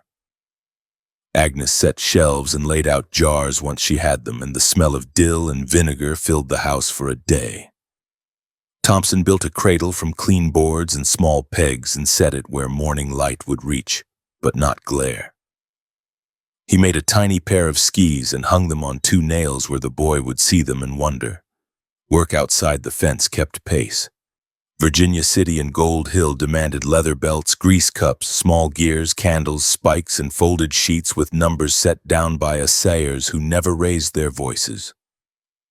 Carson City and Genoa needed medicines, typepieces, legal forms, and notices that changed offices from one title to another. When the line on the crest allowed it, Thompson took a branch run through Big Tree Country toward Murphy's and the Calaveras Groves, because ranches and mills there counted on winter contact as much as any place on the Washoe Hills. Each branch meant a new list, a new timing, and the same attention to weather, surface, and weight. He never let talk about fame into the house. If a traveler brought a story to the yard, he turned it into instructions about keeping warm, keeping moving, and keeping one's head when a slope went blind in flat light. If a visitor admired the long boards by the door, he told them where the grain should run and how to bend a tip over steam without breaking fibers. If someone spoke of heroics, he pointed to the fence that would need mending in the first wind and the ditch that would need clearing before planting. A home holds together on ordinary care, not on speeches. By late autumn of 1867, the child had learned to crawl, and wood smoke carried low along the meadow in evenings that came early. Snow stained the crest in thin bands. Thompson counted his straps, checked the awl, and rubbed the bases of his boards with a touch of soot and tallow. He stacked kindling by the stove and filled a bucket with sand to keep near the step in case glaze formed by morning. He laid out letters in neat piles on the table, Placerville westbound on one side, Genoa eastbound on the other, and small parcels set high in the sack so the first stops could be quick. He watched the sky with Agnes and listened to the wind run the cottonwoods, and when the air took on the dry bite that promises a hard surface by dawn, he shouldered the sack and left the yard. The path ahead would bend again because the iron road had begun to climb the range from the west. That change stood just beyond the edge of this chapter's days. For now, the ranch held. The child grew, the wife kept the house strong, and the winter road still belonged to one man with long boards, a single pole, and a mind trained to do exact work in cold that waited for any mistake. He moved out of the yard and into the dark, and the door closed soft behind him so the room would keep its heat for the 2 people inside whose lives depended as much on his judgment at the pass as on his hands at the fence. June 18th, 1868. A locomotive pushed steam against the high air at the Sierra crest and rolled east toward Lake's Crossing while men on platforms waved their hats and counted the minutes it took to do what had once taken days on foot. In Genoa and in Carson City, storekeepers spoke of prices that might drop because freight would be cheaper. On the benches above Gold Hill in Virginia City, mill foremen guessed at how fast belts, bearings, and powder would reach them. At Diamond Valley, John Albert Thompson stood by his shed and watched the ridge where his winter line crossed and understood that the work ahead would shift shape without vanishing. Rails reached over the pass after tunnels, cuts, and heavy timber sheds turned drifts into a thing trains could endure. The change did not erase winter. It did not erase remote places. It took the longest leg off the back of a single man and moved it to steel fixed to the mountain. Thompson adjusted the same day the first regular trains crossed. He laid his boards on the ground to check thongs and heel holes, then packed a bag that held more short hauls than long ones. The winter line would now tie valley to railhead, camps to depots, and ranches to stations. The sack would still carry medicines, letters, and small parts, but a portion of the distance would ride iron. The first weeks after the train appeared were untidy because lines of habit lag behind the thing that changes them. Carson Valley ranchers still sent envelopes to Placerville because they had always sent them there. Merchants on the slope still wrote orders as if everything had to cross Johnson's Pass on a man's back. Thompson took time at each stop to explain the new rhythm. Letters for the far west no longer had to be timed to his 3-day east and 2-day west window. They could meet the timetable at the nearest station and then ride.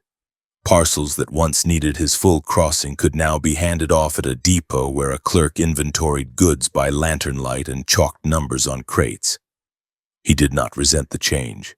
He turned it to better service where the rail could not reach, farm lanes under cornice shadow, cabins in cutbanks, and mills that sat high above the switchbacks. That summer, when snow left the high pitches and ice vanished from the creek beds, the county turned to roadwork and tax levies that needed steady hands and plain talk. Alpine County called supervisors to lay out expense, maintain bridges, and apportion work crews. Men in Diamond Valley and Woodfords wanted someone who knew the passes and the outlying ranches to sit at that table. Thompson took the seat and kept the manner he used on ice: look first, speak plainly, and commit to what could actually be done. Records in the small office listed him with the others as a member of the Board of Supervisors beginning that year. His days divided cleanly: time in a room with ledgers and petitions, and time between ranch, stations, and camps, with a sack on his back when storms closed the easy ways. In the fall, the first real snows after the railroad's arrival showed where rail could not finish the job. A stockman near Jack's Valley needed laudanum and a letter carried to a sister 2 towns away because a child had taken sick. The nearest station sat in open country with drifted cuts on both approaches and a platform slick with ice. A train could not leave a track to find a ranch. A man could. Thompson set the boards on crust that had formed overnight, planted the pole low on Side Hill, and reached the door before dark. The sack held bottles wrapped in cloth and a folded sheet the family needed to sign. He waited outside until the doctor finished his work, then took the reply back through a light that turned flat and made dips look level until a boot felt the lie. The train pulled through after midnight, on time to the minute, and took the letter west while the family sat with the child. Through that first winter with rails on the pass, the sack's weight often looked different. It held fewer ore samples and more link parts that kept small machines in outlying shops from failing. It held printed notices folded and sealed for county offices that had to be served in person. It held legal papers that could not ride pinned to a freight crate. It held medicines for places without a platform and messages that had to be spoken at a doorway rather than dropped at a desk. The distances between these points sometimes grew because new paths led to stations rather than to the old wagon trace. Thompson redrew the mental map he had carried for years. He set fresh waypoints at sidings and section houses, timed his work to train whistles, and kept the older lines in reserve for days when slides blocked the track and the county went quiet except for wind and timber. Civic work ran on a different kind of weather. Petitions arrived for bridge planks replaced, for school funds dispersed, for a stretch of road filled where wagon wheels sank to the hub after thaw. Thompson read the papers without flourish and asked the only useful questions. How many feet of decking, which creek, which milepost, which crew could be found? Who would haul the lumber, who would keep the stove lit in the schoolhouse when wood was low and the wind stood out of the north? When the board assigned inspections, he took the long ones because he knew the lay of the country and because he preferred to see the work himself.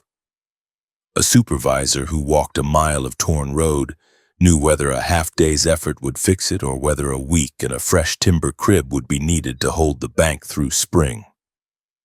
He did not set aside the Big Tree Corridor, the route that ran southeast from the valley through Indian Valley to Murphy's, and the tall groves still required winter hands. Trains far to the north did nothing for a rancher with a lame animal below the pass, and they did nothing for a mill that sat on a creek away from any siding. Thompson carried letters, small tools, and bottles into that country when snow sealed the wagon road. He showed a young crew how to lower a sled with a rope rather than let it run and break a man's ankle. He stepped past cornice lips and made the old signs and packed snow where they would last an hour and warn a traveler who came behind him to keep clear of a hollow that had bridged thin over water. In town halls that winter, men argued about the cost of keeping roads open when rail offered a straight line to distant markets. Thompson did not waste words. He said the county still had families upstream of drifts and stock on benches that never saw a depot.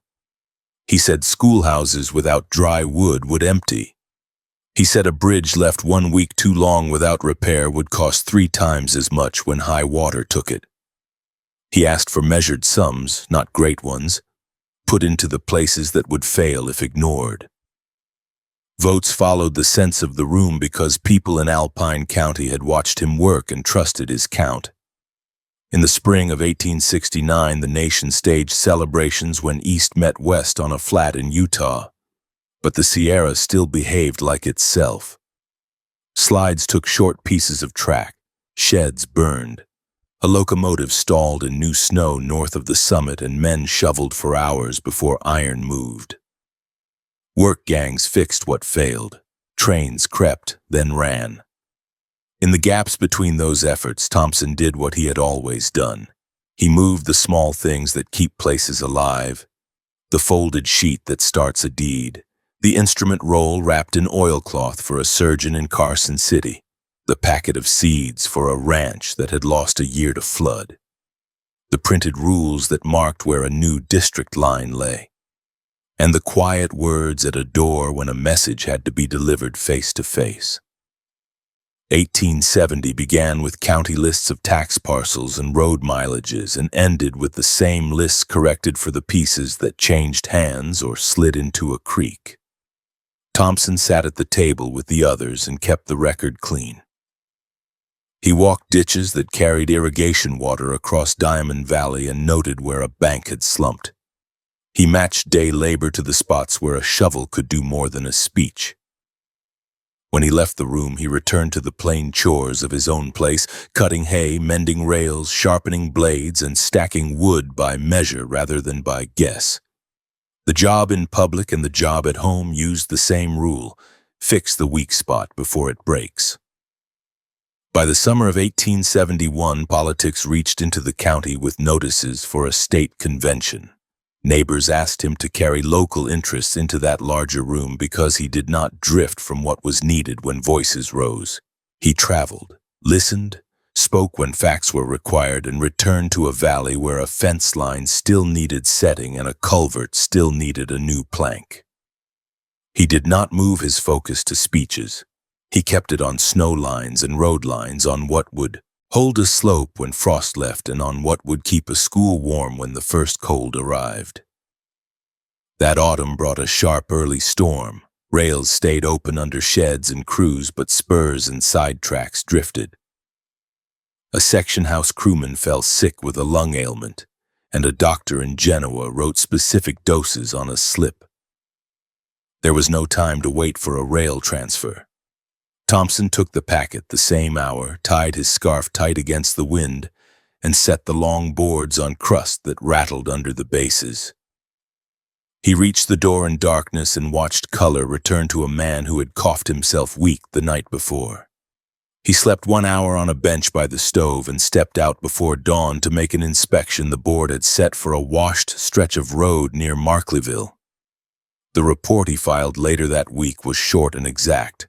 So many feet of bank gone, gabions needed, 2 crews, 3 days, and timbers on hand if someone would haul them.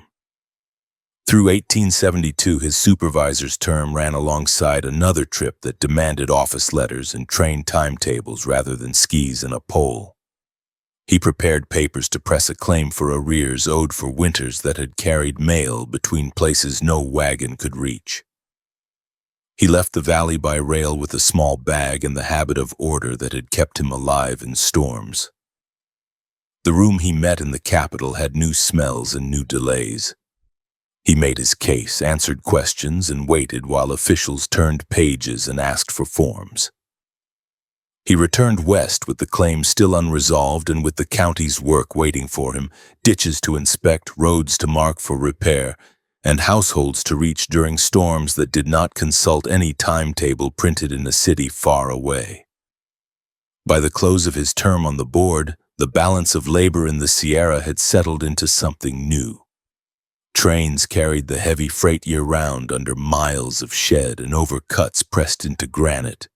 The winter road in a man's head still carried the pieces that keep people connected when a siding sits miles from a door and a drift climbs over a fence in a single night. Thompson moved easily between the two. He stood by a platform to collect parcels off a boxcar and then left the track to climb a bench that no rail could serve, using the same movements he had used for years. Knees soft, pole set low, edges clean on glaze, judgment always 1 turn ahead of his feet. The families who had watched him cross a pass with a mail sack now watched him count boards for a bridge and vote funds to keep a school stove burning. The work looked different, but it was the same at its core. It was exact care given to a place that would punish carelessness. He did not argue the romance of the old route against the efficiency of iron. He put each to the use it could handle and filled the gap between them with his own steps when winter asked for them. The year ended with a ledger balanced, roads marked for spring work, and a valley set to face another run of storms. On the last clear morning before the next front, he set his boards on the yard snow to check the bases, rubbed a hint of tallow into dry spots and coiled fresh thong in his pocket. A train sounded faintly to the north. The sound meant speed where speed was right. The boards by his boots meant reach where reach was needed. He lifted the sack, looked once at the ridge he knew better than any map, and went back to work. March 7th, 1872. Snow lay in hard ribbons along the Potomac embankments and a weak sun threw a flat light across Pennsylvania Avenue, while John Albert Thompson folded a short letter to his wife and set his signature with a steady hand before walking it to the desk of a clerk who had learned his name over the last weeks. Washington City ran on timetables and offices instead of ridgelines and weather, but the work in front of him felt familiar. A sequence of necessary steps taken without complaint until the result stood clear. The trip east had begun on a platform where iron and steam replaced the pine boards and snowfields he knew best. He left Nevada with a canvas satchel, a roll of papers, and a petition bearing the names of customers who trusted his winters of labor. The pages spoke plainly that he had carried United States mail through years when no wagon wheel could turn. That letters, medicines, and small parcels had moved because a single courier crossed the Sierra under storms that drowned roads and buried passes. The figure requested stood clear on the front sheet, $6,000 in back pay for federal work. Performed without a written contract because the work had been pressed forward as a necessity when no one else could close the distance. The first days in the capital broke into a pattern of rooms and voices. A desk at the post office department, a hallway outside a committee chamber, a visit to a member's office where a secretary took down his name and said to return the next afternoon. He wore the same clothes he wore on county business, clean but plain, and spoke in the same short, exact sentences that had cut through wind on a ridge when there was no time to waste breath. He did not call himself a hero. He called himself a worker who had taken a federal load when winter made a mockery of schedules and who had delivered as promised. He carried more than his own claim into those rooms.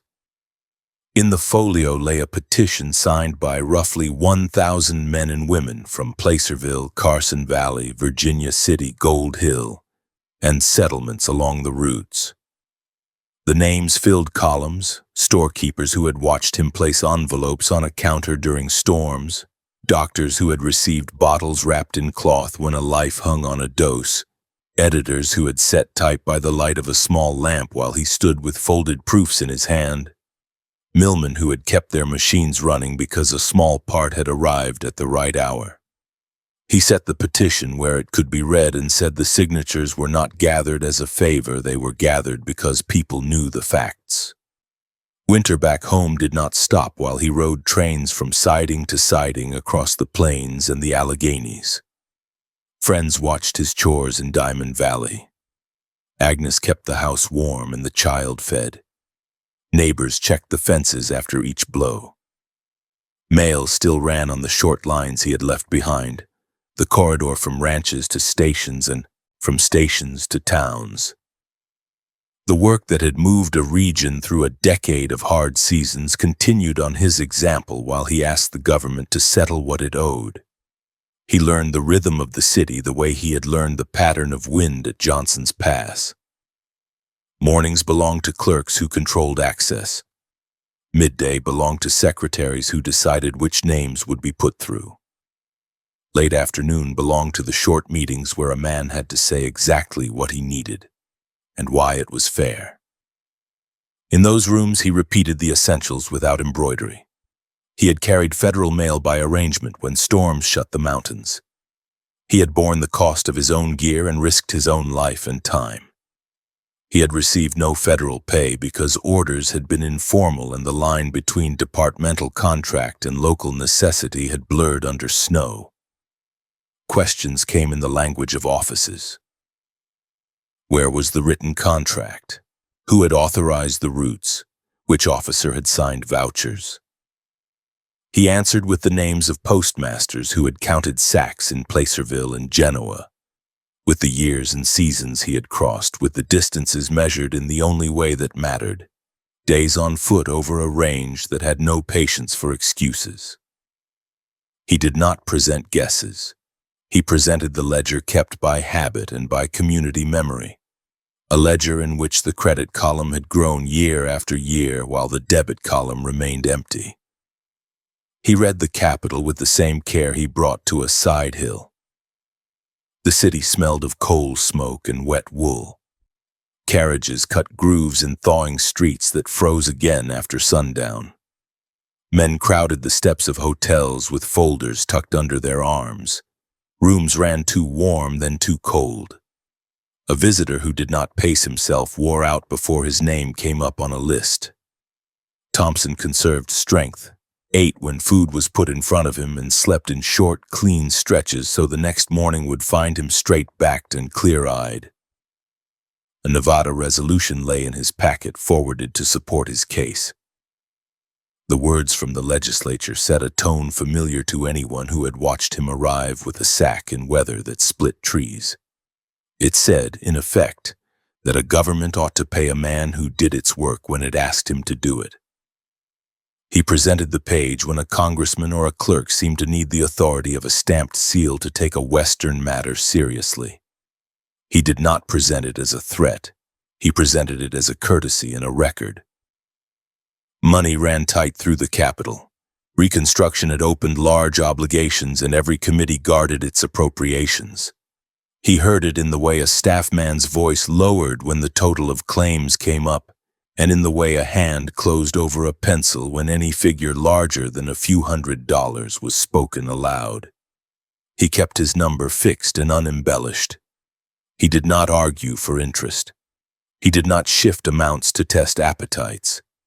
He asked for the sum that had been written on the petition and supported in letters from men with county seals and official hands. Days became weeks. He walked from the boarding house to the departments in weather that shifted from sleet to a thin cold that hardened puddles by late afternoon. He sent one short letter home after the morning described above. Each line meant to carry the simple facts across the distance without causing worry. He still had a room. He still had meetings. He still had his documents. He would return when the business ran its course, with a check if the city showed fair judgment, without one if it chose not to. He found allies in quiet places. A clerk in the post office building brought him into a room to read a file that had been set aside the week before. A member from a western state gave him 5 minutes after the bell had sounded for a vote and said he would speak to a colleague who sat on a committee that mattered. A newspaperman from a small sheet printed a paragraph that said a man from the Sierra had come to press a fair debt that the government should recognize. Those gestures did not change the rules of the chamber, but they told him that the story of the winter road reached ears that understood work and duty. He also met the simple wall that stands in front of anyone without a stamped contract. A man behind a desk said that claims without formal papers die in files even when all parties know the facts. Another said the best he could do was to pass the folder along with a favorable remark. A third said the sum should perhaps be broken into smaller pieces and resubmitted to fit into a line item that would attract less notice. Thompson disliked games. He liked work that netted clear results. He kept his temper, thanked each man by name, and kept the number as it stood. The money he had brought for the trip ran down. He counted coins as a rancher counts hay, by stack and by expected days. He cut expenses without cutting effort. He walked rather than rode. He ate simple meals and drank water. He mended a glove rather than bought a new one. He put more heat into his legs and less into stoves, and when rooms felt damp, he remembered nights above Lake Valley when the only heat had come from a fist-sized fire set in a hollow stump to keep sparks from running into dry needles. Late in the 3rd month, the answer grew plain. The file would not produce a warrant. The petition would be read, praised, and set back in a drawer. The government had taken his labor when it needed it, and would not pay for it now that the need had passed. He did not raise his voice at any desk. He folded the petition, paid for a final letter home, and set his name on the boarding house register one last time. The clerk he had come to know said he was sorry to see the matter end this way. Thompson said he had heard harder words at a cabin door in a storm and had gone back out anyway. The return west felt different from the ride east because the goal had shifted. The claim had been presented properly and refused. The work waiting at home did not wait on any man's favor. Spring would begin to open the meadows. Fences would need checking. The board would meet to assess roadbeds scoured by winter water. The short winter lines from ranches to stations would need a last set of runs before thaw slumped drifts into heavy, soggy banks and turned lanes into mud. He watched city roofs slide by, and then the broad, flat country, and then the first hills. He changed cars on dry platforms and sat in coaches where the talk ran on to mining and crops as if the capital were a far island that had never existed. Agnes met him at the door with a look that balanced welcome and the calm understanding that comes from years of living with a man who leaves and returns according to need, not vanity. He set his bag down and laid the petition on the table where the light was best. He said what had been decided in Washington City and what had not been done. He did not turn the room into a court. He said the county still needed roads and schools kept sound. He said the small stations still needed winter parcels carried the last miles. He said the ranch could be brought into good order for the season with steady work. Then he carried in wood, checked the hinges on the yard gate, and measured the ditch that would need clearing before the first warm days loosened the soil. Neighbors came because news travels without effort in a narrow valley. They asked what the capital had said. He told them in a few straight sentences. They shook their heads, swore in honest words, and then asked what needed doing next. A man from Woodford's wanted help shifting rock where a thaw had undercut a bank. A teamster asked whether a side lane near the station could be cleared enough for a light wagon. A school trustee brought a list of repairs that needed nails and attention. Thompson kept his own counsel about the government. He gave his time to the work in front of him. The claim did not vanish. It became part of the story people told each other when they spoke about fairness and persistence. The petition with its names went back into a drawer, but the record did not go cold. Editors kept a line or two in print when his name came up, and men at depots nodded to him as he stepped from a coach with the same sack he had carried across ice. The refusal did not define him. The labor did. He had crossed passes in storms that stripped bark from trees. He had carried bottles that kept fevers from ending a life. He had taught ranchers to shape skis so they could find a neighbor in a whiteout. He had stood in rooms where men in good coats said no, and he had walked out without losing a step. By the last week of March, the Sierra showed thin white bands high on the north faces and black rock on the south. He hung the suit he had worn in the Capitol in the back of the small closet and checked the straps on the long boards one more time in case a late blow called for a quick run. He sharpened a blade for fence work, sorted nails, and coiled fresh thong. He mended a strap on the child's small pair of skis and set them by the door where little hands could touch them. He had not changed in the way that mattered. The country still needed careful attention. He still possessed the habits that saved lives and kept places running when systems faltered. November 15, 1872. Thin ice filmed the stock trough at the Diamond Valley Gate, and a low band of cloud stood over the crest while John Albert Thompson counted fence staples into a tin, slid the tin into his coat, and said he would be back by dark if the wind did not change. The first winter chores were plain. A line of willows along the ditch needed trimming so ice would not tear branches free and clog the checks. The short station road needed ruts filled before they froze into traps. A neighbor wanted a parcel walked across a drifted lane to a sick relative. None of it called for speeches. All of it called for steady hands. He set the boards on the first hard crust of the season and tested the bindings. The leather had seen one warm summer and would crack if not dressed. He ran tallow along each hole and bent the straps through a full range so they would not surprise him in a headwind on Side Hill.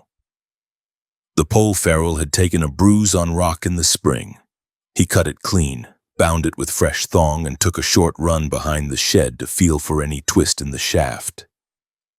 The sack for the day held a folded notice for the school trustee, a wrapped bottle for the woman in Jack's Valley, and letters that would do better in a man's hands than in a depot's pigeonhole when the storm line came down. The first crossing of the season to the station ran on a surface that sounded like thin glass under the bases. He kept the pole low and his knees soft. Where the ditch cut beneath the lane, he planted the tip and tested for a bridge. Ice in early winter lies, strong near the bank and paper thin near the center. He stepped high where willows threw patches of shade that kept weak spots cold and brittle all day. He reached the platform, handed the letters with names spoken one by one, and asked the section man about the drift west of the switch. The answer said the wind had filled it twice since dawn. He took that as the break point for the return. If the drift rose again by late day, the lane would go blind in the last mile home. Work stacked quickly because the first snow shakes loose problems that summer hides. A culvert west of Woodford's had begun to settle. The county needed a measure before the roadbed gave way in a thaw. The board's clerk sent a note and Thompson walked out with the staff, a short tape and a book of squared paper. He did the math where the wind would not blow the pages and wrote what crews would need: stones for a wing wall, a timber cap, and 2 days of men with shovels to cut a true ditch that would not dump the road into the creek in March. He took the list back to the office and said which team would haul the stone and which crew could be spared from a shed repair on the ridge. The winter's first real blows slid off the crest before December ended. Genoa woke to drifts stacked high against doors. A doctor called across the street for help getting to a patient in a house where the lane had turned to a trough of heavy snow. Thompson and 2 men he had trained roped a hand sled, planted poles as brakes, and walked the load down the slope without letting it run. In the room they kept the heat steady and low because a hot stove in an unvented house throws men into a sweat that freezes when they step outside. The doctor worked with exact motions, wrapped a child's chest, and gave measured doses of laudanum and vinegar. Thompson kept the sled ready and the path open, then returned the tools to the storehouse and left before talk could build into a story. That season set the pattern that would hold through the next 3 winters. Trains climbed and dropped on time along the main line north. Sheds turned long drifts into a problem of clearing roofs rather than buried rails. Spurs and lanes still drifted. Houses still sat a long walk from a platform. Short runs carried the pieces that do not ride well in a crate or that lose value when they wait in a clerk's drawer for a name that belongs at a cabin door. He carried those pieces as an ordinary matter. Seed packets to a rancher who wanted early rows. A box of needles and thread to a woman whose last shipment had been lost in a freight miscount. A paper with a seal for a constable who needed authority in hand to do a day's task without a fight. January of 1873 came in cold and steady. The station road stayed passable for wagons until noon most days. After noon, the wind swung and filled the shallow cuts. Thompson timed his errands to the morning and saved the late hours for work in the valley. He checked the schoolhouse stove and the woodshed. He counted boards on the south bridge near the marsh and replaced 2 that had started to split along the nail holes. He moved the snow off the roof of a widow's small house with a flat shovel and a rope to keep his feet under him on the pitch. He did not take pay for that. He took a bowl of soup and a nod and went on. In late February that year, a party of travelers misread a white sky in Hope Valley and tried to cut a straight line toward the lake basin. Straight lines in a storm are only straight on a map. On the ground they cross cornice lips, blind hollows, and ice over water that a pole would read if a man stopped long enough to test. Thompson followed their fading track to the edge of a drift that had bridged weakly. He waved them back with shorthand signals rather than shouted words that the wind would carry away. He led them to timber where the ground spoke more plainly through the trees and walked them out with rests set by the weakest legs. He did not scold. He showed them the line that would not get them killed the next time the sky went gray. Spring of 1873 found him in ditches with a shovel and a measuring stick. The winter's work does not end when the snow goes. It changes tools. He made clean cuts where water had begun to braid and wander toward the road. He reset a checkboard and tamped earth around its posts so a child would not fall through a hole in a slack corner when the wind dried the top and left the bottom soft. He walked the line to the irrigation gate with the ditch tender and marked a low spot in the bank with a small stake. He returned the next day with a wheelbarrow, a short shovel, and a load of packed earth to fix it before it broke. That summer, the board paced repair money carefully. Thompson read the claims, looked at the work, and spoke for what would stop a small failure from turning into a large bill. He did not try to hold back funds for the sake of a line in a ledger. He tried to hold back floods and slides where a line in a ledger would not be worth the paper in a month. He rode to a timber bridge above Markleyville, measured sag in the deck, and said to lay planks over the bad stringers until new timbers could be hauled in the fall, then marked the bridge down to half load until the work was done. The road agent nodded because the advice came from a man who would be on the deck in the next storm with a sled and a rope if the stopgap failed. Autumn put color in the cottonwoods and drew men from the slope into the valley for supplies and talk. News traveled that year about men lost in an early blow on the north side of the range. Thompson listened, asked where the tracks had last been seen, and said which line would keep searchers out of the gullies that load deep when the wind swings through the first notch. He did not go north. He had enough work south and east. He showed the map on his table, traced a finger along the safe route, and sent men who would be there to make the judgment on the ground. The winter of 1873 into 1874 pressed harder. The crust went blind on some days and glass hard on others. Hail fell once in a burst and left a surface that felt like buckshot under the bases. A team turned sideways on a narrow shelf above Jack's Valley when a drift broke at the edge. Men cut the harness free before the animals went over. Thompson arrived because he had been flagged from the next bend. He set boards, cut a path with a flat shovel, and walked the sled down with a short rope until a wagon could take the load. He kept the team from spooking with a hand on a warm flank and a steady voice that said nothing but the sound a horse needs to hear in a bad moment. The station saw a burst of small freight that season, iron fittings for a mill that sat away from any siding, a crate of glass that belonged to a storekeeper who had never seen a winter at elevation, and had packed it like a traveling trunk instead of a fragile shipment. Thompson split the crate, wrapped each pane in cloth, and carried the glass a few sheets at a time in a way that the wind would not snatch them out of his hands on a bend. The storekeeper tried to pay twice.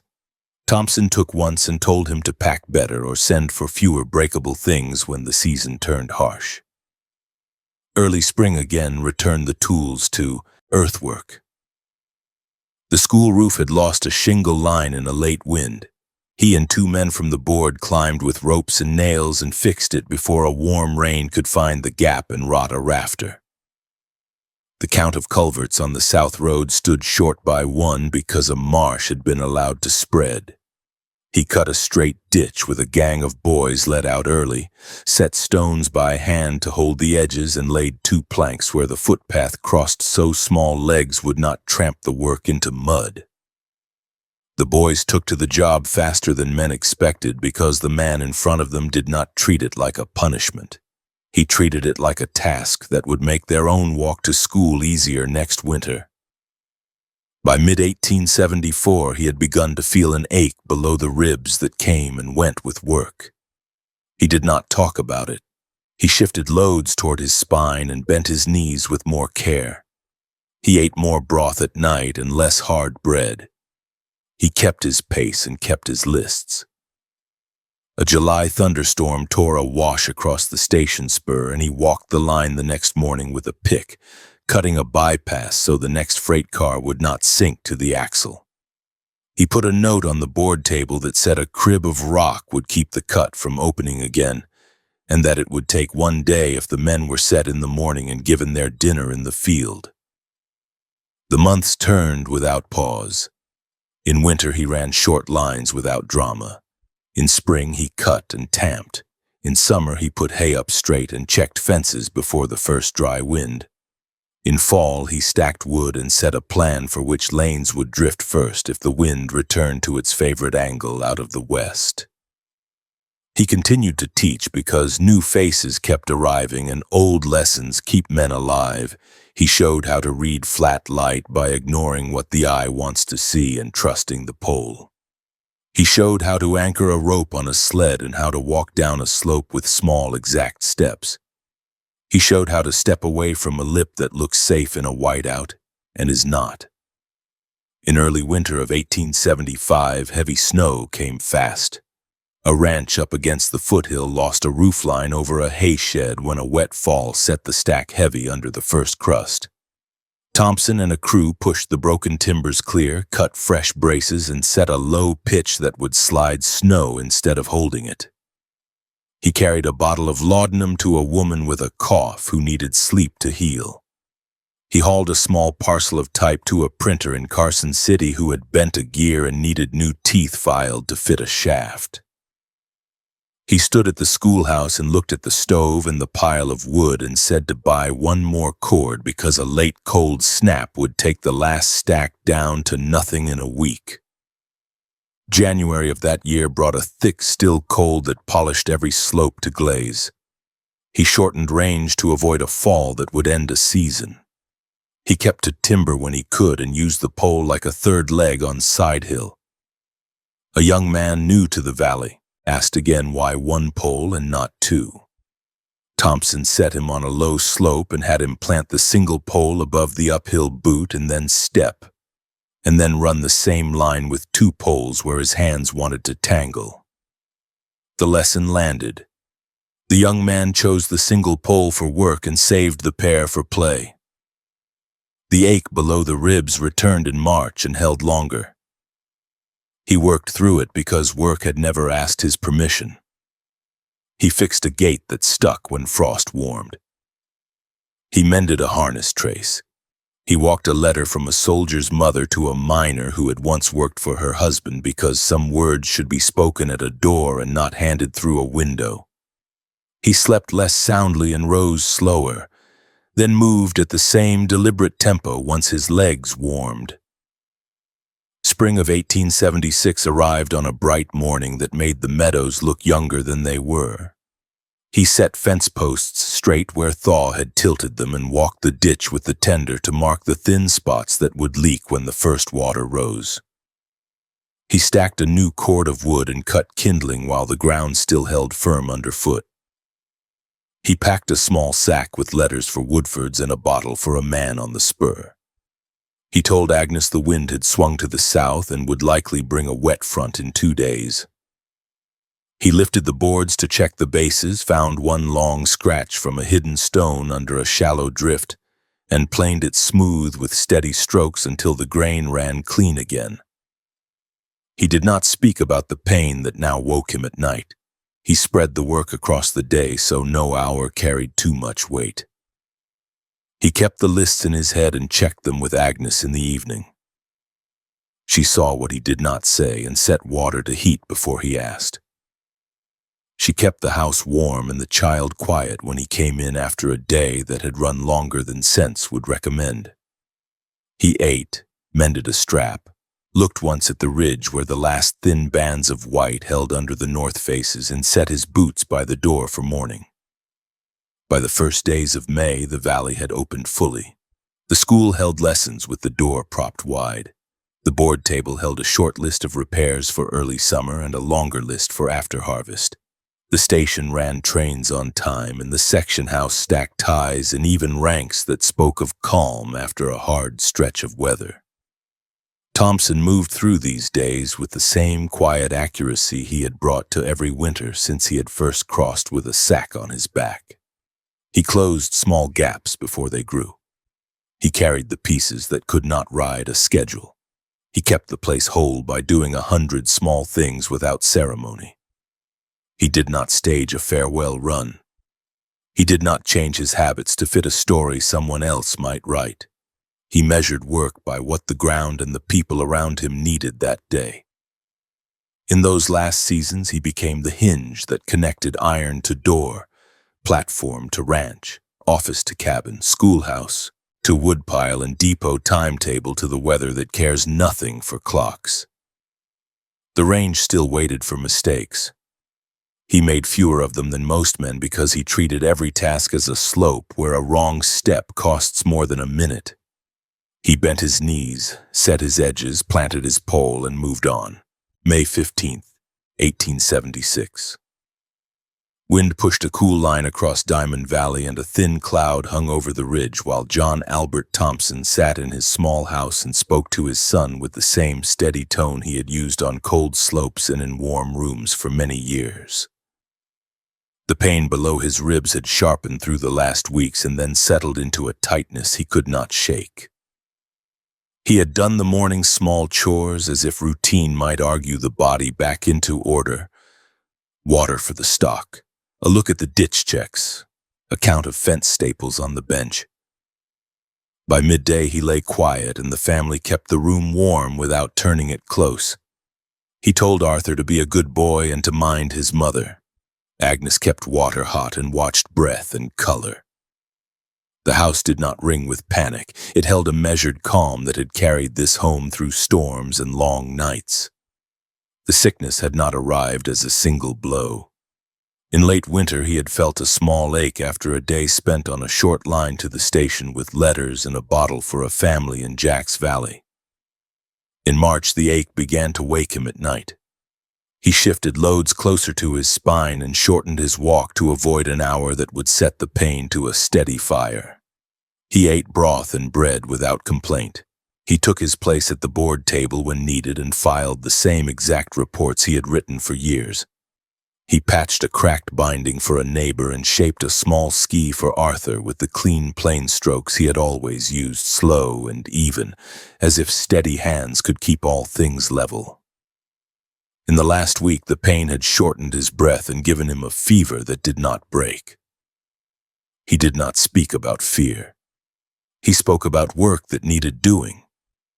The hayshed needed one brace replaced. The root cellar door needed a tighter latch. The schoolhouse wanted one more cord stacked before a late cold snap. He set these items in order and then set his hands still. Neighbors stepped through the door one at a time and kept their voices low. Agnes laid cool cloth on a brow that had worn winter wind for 2 decades without complaint. The house stayed quiet except for the creak of boards and the soft crack of the stove. He died that afternoon in the plain way men die when the body's small parts decide the matter. The doctor could do little beyond naming what had taken him.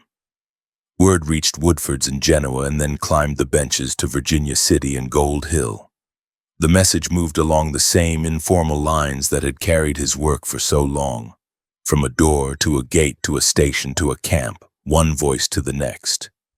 It carried a fact and a single sentence of respect. Nothing more. Formal notices would follow. For the moment, the valley handled the essentials, the room set right, the body attended with care, and the family watched over with the exact attention the place gave to any hard day. The path to Genoa began before dawn, 2 days later. Neighbors lifted the plain box he had asked for when the subject had come up in earlier seasons. Teams pulled slow because men held the reins with the same patience he had preached in storms. The road crossed ground he had used as a corridor through winter, past fence lines he had mended and lanes he had kept open when wind filled them with drift. The procession did not stop for speeches. It stopped once to fix a loose trace and once to give the horses water. At the town limits, men stepped down and walked the rest of the way. The cemetery sat quiet under cottonwoods that took the morning wind without fuss.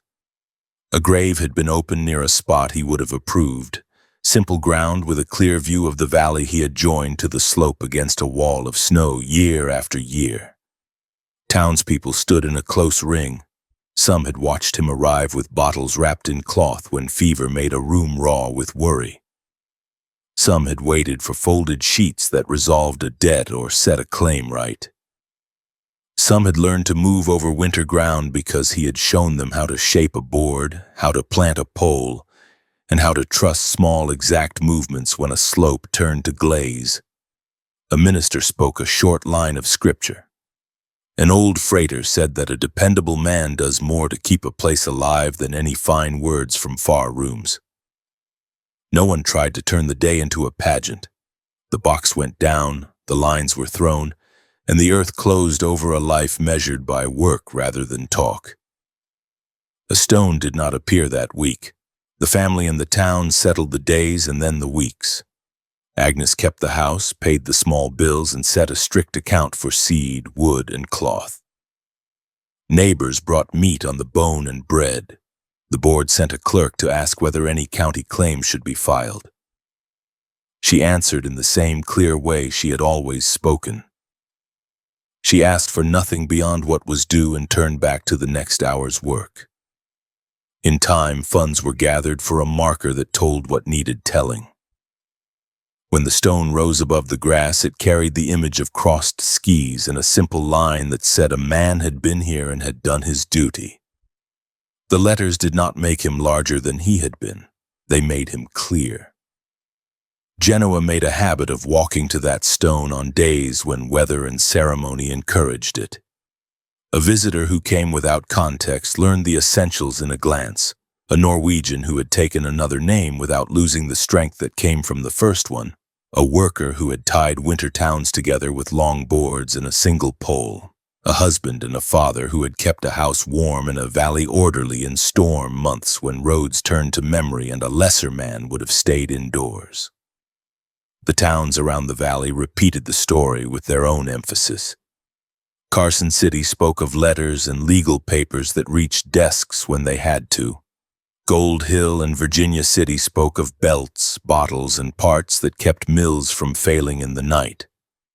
Placerville spoke of eastbound sacks that had left on, time and weather that would have sent a teamster back to the barn. The ranch in Diamond Valley kept its shape through that first summer. Friends cut hay and stacked it tight. A neighbor mended 2 gates without being asked. The ditch tender walked the line and marked low spots for repair. Agnes measured flour by the pound and wood by the pile and trained her hands to the small extra tasks that a second set of shoulders had once carried. Arthur ran the yard and watched the sky the way his father had taught him. Eyes on the treetops to read wind, attention on the color of high cloud to judge weather by evening. He touched the little skis that hung on the wall and worked at balance on a short sled in the lane when snow came again. The region learned to count loss. Before 2 more winters had passed, diphtheria came through and took the boy. The grave near Thompson's stone filled and the valley put its hands on 2 griefs that sat too close together. Word passed in the same quiet way as before. Agnes stood at the same ground again, smaller now, and accepted what the place gave. Work and friends kept the house from becoming an empty box. Seasons continued to ask for mending, cutting, and carrying.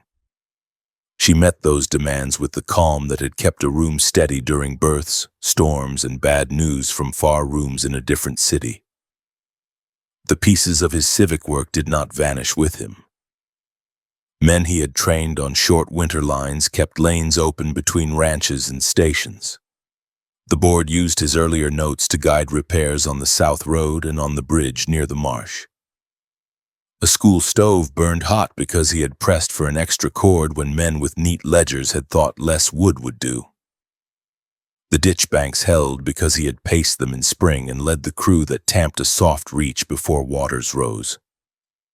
On the slope above the valley, a mill foreman used the small gear that had arrived wrapped in oilcloth during a cold snap 2 winters earlier, and a machinist looked at the neat teeth and remembered the man who had carried it under a sky that threw flat light and lied about depth at every step. The shape of winter travel continued to change. Trains kept schedules on the main line, even when sheds had to be shoveled and crews had to clear drifts that worked their way into cuts during a hard blow. Sidelines and spurs still drifted and needed hands, not whistles. The small stations he had served became places where the work of many men met the last mile that no locomotive could cross. Younger carriers learned to judge a slope and a sky the way he had taught them: 1 pole, weight over the bindings, short steps on side hill, knees soft on glaze. A mind always 1 turn ahead of the feet. His name became a shorthand for competence in winter, not as a word that stopped conversation, but as a mark that set a standard. If a piece of work was done to that level, it was done right. The towns memorialized him in the simple ways communities use when a life has mattered. A road marker went up. A statue followed later in a small park where people could point for a child and say the name out loud in a place where wagons once stood. Newspaper stories appeared on anniversaries and in winter editions. A writer from far away came through and called him the father of the longboard tradition in the Sierra. Local men nodded and added that he had been a steady neighbor and a fair hand on the board table. The headstone with the crossed skis collected snow in winter and dust in summer and remained the clearest text. A clean piece of stone that said a worker lay there and that his tools had been boards and judgment in a season that kills the careless. His work altered the valley's sense of what winter can be. Before him, snow closed doorways and turned weeks into blank space. During his years on the line, snow became a surface a trained person could use to cross distances that had seemed impossible. After him, the habit persisted. Ranchers kept small pairs of boards near doors in case a lane drifted, and they trained sons and daughters to stand over the bindings without leaning back. Doctors kept a list of shortages and spoke to carriers before storms rather than after. Storekeepers packed fragile goods the way he had told them to pack them and stopped losing panes of glass to poor crates and hurried hands. These were not monuments. They were actions that kept people alive and made places work in a hard season. The examples from the old days did not fade. Men still spoke about how he had found a trapper named Sisson in a dark cabin above the lake basin and had organized a line of neighbors on makeshift boards, then had gone to fetch chloroform in a loop that measured in hundreds of miles across low roads and shuttered passes so a doctor could do what was necessary. They spoke about the time he had shown a teenager how to plant a pole on a slope and had kept him from breaking a leg by turning a fast moment into a slow lesson. They spoke about the morning a mill stopped for want of one leather belt and he had carried a cut and a buckle into a shop in a wind that froze the sweat on a man's collar in seconds. Each story ended the same way, with a settled nod and a short sentence that said the region had been less alone because one person had treated winter like a place to work rather than a reason to stay inside. Maps changed after his death. Lines on paper bent toward stations and freight yards and away from the old wagon trace that had once been the only way through. Yet the mental map he had given people did not change. When a storm rose out of the west, men and women still looked to the ridge and measured the work ahead in exact steps, not in loud plans. They tested bridges over water with poles rather than with boots. They kept away from cornice lips. They carried what they could use and nothing that would tangle a shoulder when balance mattered. Those habits crossed seasons and professions. They informed how a county supervisor looked at a culvert and how a school trustee counted wood. Agnes aged without ceremony. She kept the house and the small ground clean and profitable enough to stand on its own. She answered questions from visitors who came to see the stone and the place where the winter road had begun on many mornings. She did not decorate the story. She said he had been as he had been, careful, strong, and quiet, and that he had worn out his body in service to a corridor of towns that would have fared worse without him. When asked how to honor that, she said to keep paths clear in storms and to tend to neighbors without waiting to be asked. The graveyard did not grow grand around his marker. It stayed what he had known it to be, a piece of ground that held the remains of people who had done their part. Children walked there on warm days to read names and learn the straight way of the place. During winters with thin snow, the headstone's carved boards stood out in dark relief against pale ground. During heavy winters, the snow built on top until the shapes looked like the tools as he had left them, set upright by a door and ready for work. Years turned into decades. The accounts of his life settled into a few stable facts: a birth in another country, a youth that taught him longboards as a means to go to school and to church, immigration, a name taken for ease among neighbors who spoke another language. A decade and more of crossings counted in hundreds, not in tens. A marriage to a woman who kept a house that matched his plain standards. A son, a ranch, a term in county office, a trip to a distant capital to ask for what had been earned, and a refusal that said more about systems than about a single man.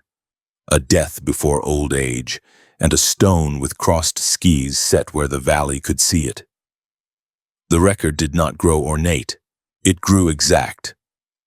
Travelers who reach the cemetery today by car or on foot see what those first mourners saw: a marker that pairs a name with the tools of a life. If they then drive the line he walked, from the flats to the benches to the crest and down to the lake basin and beyond, they can imagine the route without guesswork because it remains in the shape of the land. The benches still drift. The cornices still lip over and fail and thaw. The wind still polishes some slopes to glaze and lays others down as soft trap. The safest lines still exist where timber breaks the gusts and where water lies clean under ice that can be tested with a careful hand. That the region survived its hardest seasons with order owes much to a man who set the pattern and proved it in days when a misstep meant more than a bruised ego. He did not claim to change history with inventions or speeches. He changed a corner of the world by making winter useful.